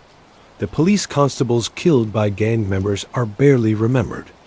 Their names preserved in records that very few people consult. The women who wore pearls and bruises are not remembered at all. The families who spent 3 decades navigating small heath's dangerous streets, who calculated their routes by which paths were less likely to bring them into contact with the gang. These people are entirely invisible in the cultural memory of the Peaky Blinders. This is the cost of romanticization. It does not merely distort the history of the criminals. It erases the history of their victims. The West Midlands Police Museum in Sparkhill holds the Black Book, a collection of police records from the turn of the 20th century that includes the mugshots and criminal descriptions of the real Peaky Blinders members. If you look at those photographs, you are looking at the actual faces of people who were really there. Harry Fowles, the baby-faced teenager arrested for bicycle theft. Stephen McHickey, David Taylor, Ernest Haynes. Thomas Gilbert, who went by Kevin Mooney. These were people, they breathed Birmingham's sooty air. They walked Birmingham's streets. They made choices that hurt other people. They were hurt themselves. The records are not glamorous. They are bureaucratic, precise, and melancholy. They document the end point of what poverty and violence produced in one particular city, in one particular era. Young men with hard eyes and police mugshots. Their crimes listed in neat official handwriting. Their lives reduced to charges and convictions. Carl Chin's book, The Real Peaky Blinders, and Philip Gooderson's The Gangs of Birmingham are the 2 most important academic sources on this history. They are carefully researched, carefully argued, and genuinely important contributions to the historical record. They are not widely read outside academic circles. The Birmingham Mail archives from the 1890s contain the actual newspaper reports, the articles that gave us George Eastwood's attack, that documented the escalation of gang violence, that reported on the court cases and the sentences and the eventual decline of the gang's power. They are the primary sources on which all subsequent historical work depends. The language of those reports is a language of simple fact. What happened, where, to whom, it does not romanticize. It does not aestheticize. It simply records. These are the documents that tell the true story of the Peaky Blinders. They exist alongside a television show watched by tens of millions of people. And in the competition for cultural attention, they are outgunned almost beyond comparison. But they are there, and the people who want the real story can find it. Birmingham is a city of remarkable collective memory. Ask someone from Small Heath today about the Peaky Blinders, and they will talk about the television show. Because the television show is what most people mean now when they say the name. But press a little further. Talk to the older residents. The people whose families have been in these districts for generations, and you find a different kind of memory, thinner, more fragile, less vivid than the television images, but more true. They know that the real thing was not the television thing. They know that the men their great-grandparents feared were not charismatic anti-heroes with Cillian Murphy's cheekbones. They were neighborhood bullies with brass belt buckles and violent friends and no particular charm. They also know something that the television show's global audience does not. That Birmingham survived, that Small Heath survived, that the communities the Peaky Blinders terrorized found, eventually, their own strength. That Rafter's policing worked, that the youth clubs mattered, that football mattered, that the long, patient, unglamorous work of building legitimate alternatives to criminal culture, conducted by police officers and social workers and parish priests and football coaches and school teachers, eventually, slowly worked. This is not a triumphant story. The poverty that created the Peaky Blinders was not solved by their decline. Birmingham's inner-city districts continued to struggle with poverty and with the social problems that poverty creates throughout the 20th century and into the 21st. The gangs did not disappear permanently from Birmingham's streets. They changed form, adapted to different economic conditions, exploited different vulnerabilities, but the specific form of gang terror that the Peaky Blinders represented, the 3-decade reign of a criminal culture that made an entire neighborhood functionally ungovernable. That particular thing ended. It ended because enough people, with enough persistence and enough willingness to do unglamorous work over a long period of time, decided that it would end. Charles Houghton Rafter is buried in County Galway, Ireland, where he died in 1935 while still serving as chief constable. He went to Birmingham in 1899 as the most dangerous city in England. He spent 36 years there.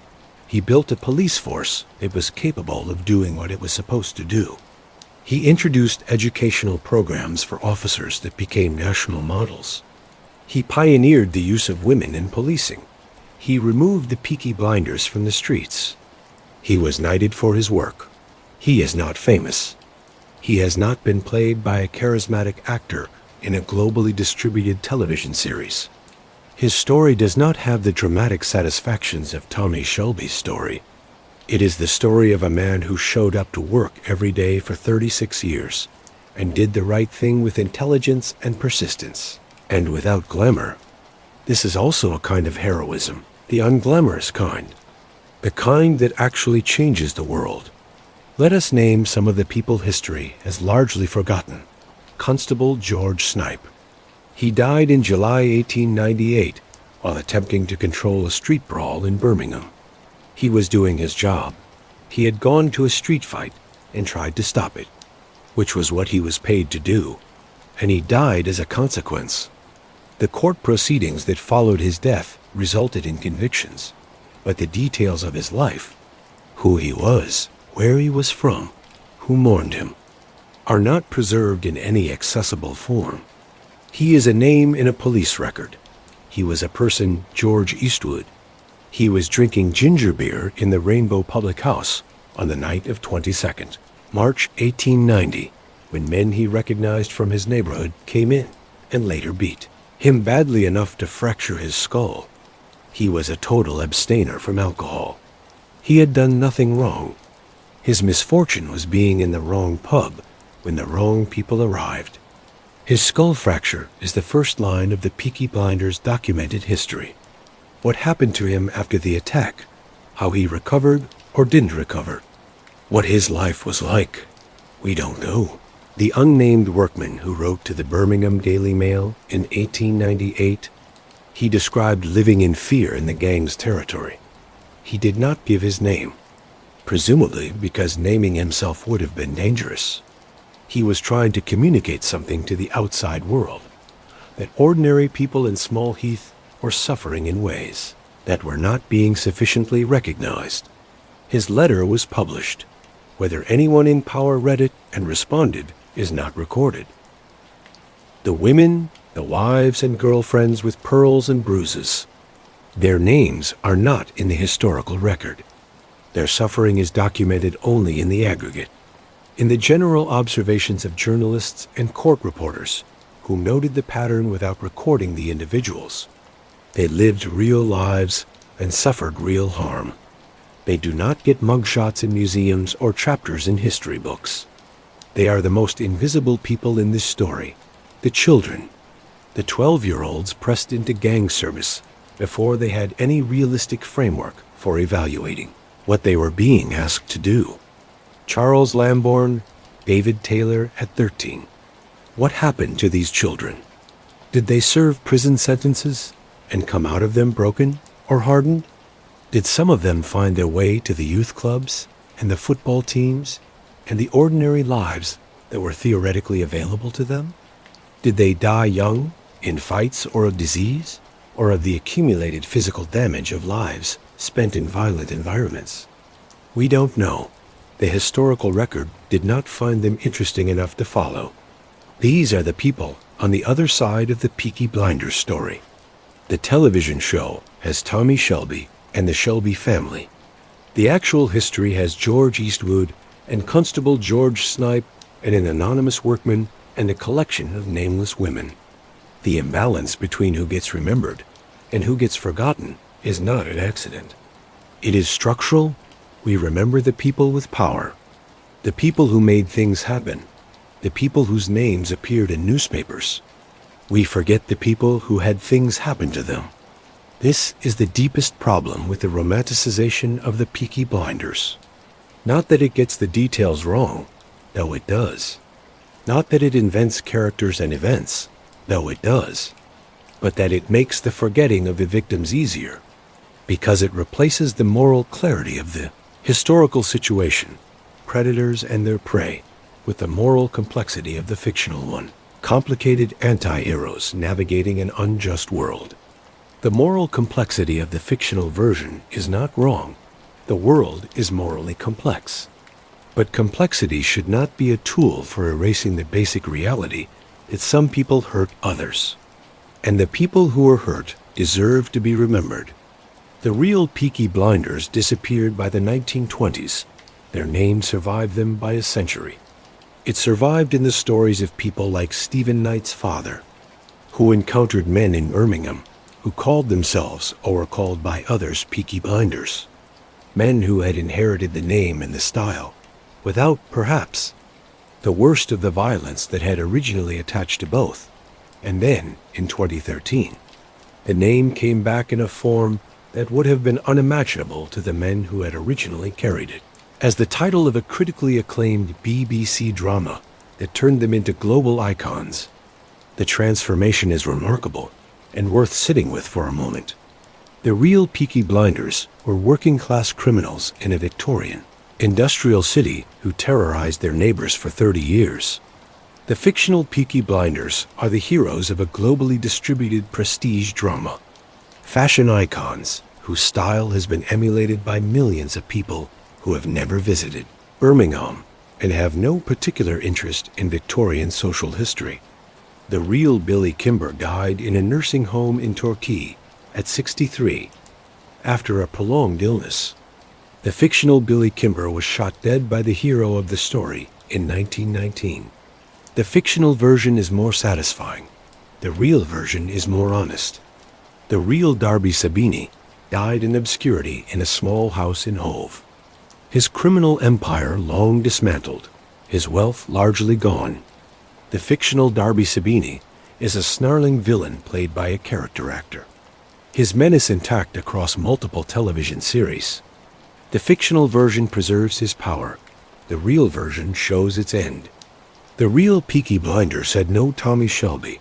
They had Thomas Gilbert, who called himself Kevin Mooney and changed his name regularly to evade police. They had Harry Fowles, who had a baby face and was dangerous. They had children who were recruited into crime before they understood what crime was.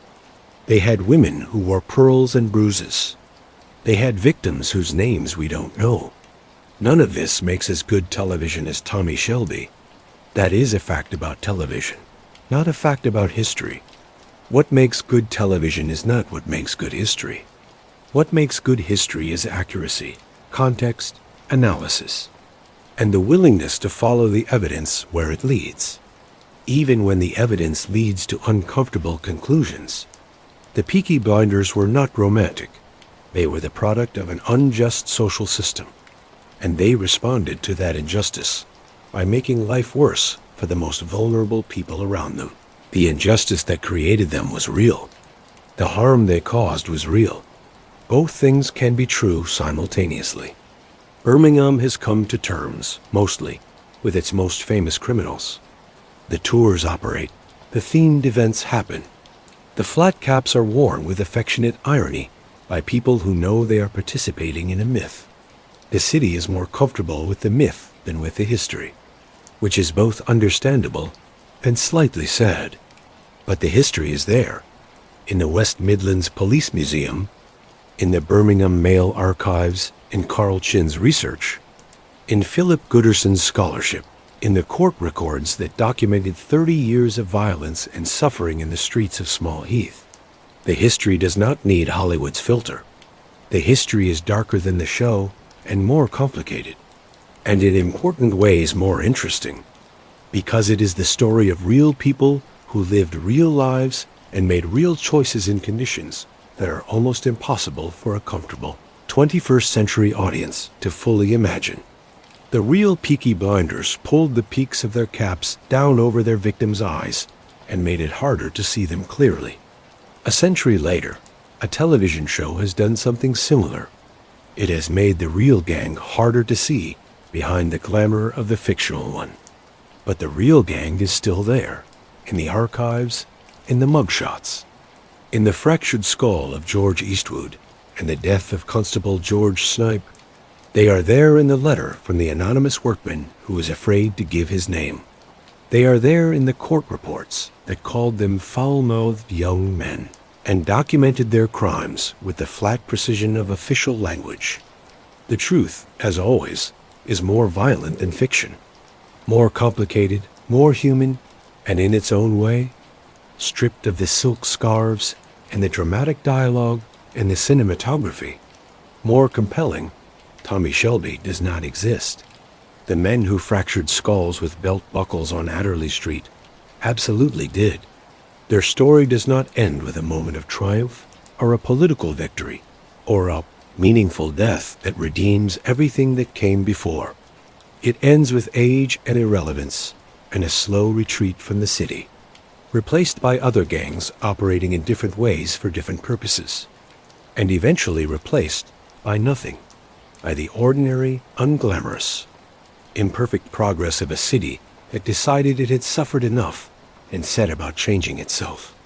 That ending is not dramatic. It is not the kind of ending that gets made into a television series. But it happened, and the people who made it happen, the chief constable who arrived in uniform when everyone else came in civilian dress, the officers who walked into crowds of 40 hostile men and said, "Clear off," the community workers who built the youth clubs, the football coaches who gave young men something better to fight for, the ordinary citizens who finally, in small numbers and then larger ones, began to resist. These people deserve to be remembered. They are not remembered. But at least now you know they existed. So here is where we end. If you made it this far, you are the real one. Drop the words in the comments right now. I want to see exactly who stayed for the whole truth. If this video changed how you see the show, hit the like button. It takes 2 seconds, and it helps more people find the real history instead of just the myth. Subscribe if you want more of this. The real stories behind the legends, the history that television rewrites and Hollywood glosses over, the stories that are always stranger and darker, and more worth knowing than the ones we are sold. Share this with anyone who thinks Tommy Shelby was a real person. They deserve to know. And if you want to go deeper, the books are Carl Chinn's The Real Peaky Blinders and Philip Gooderson's The Gangs of Birmingham. The West Midlands Police Museum in Sparkhill holds the actual mugshots. The faces in those photographs will stay with you longer than any scene from the show. Next time, should we go into the Sabini gang? The full story of Darby Sabini, his racecourse empire, and the war that nobody in Birmingham remembers, but everybody in London feared? Let me know below. Remember this: history does not need Hollywood's filter. The truth was always more captivating than the fiction. It just needed someone willing to look at it clearly. Thank you for watching.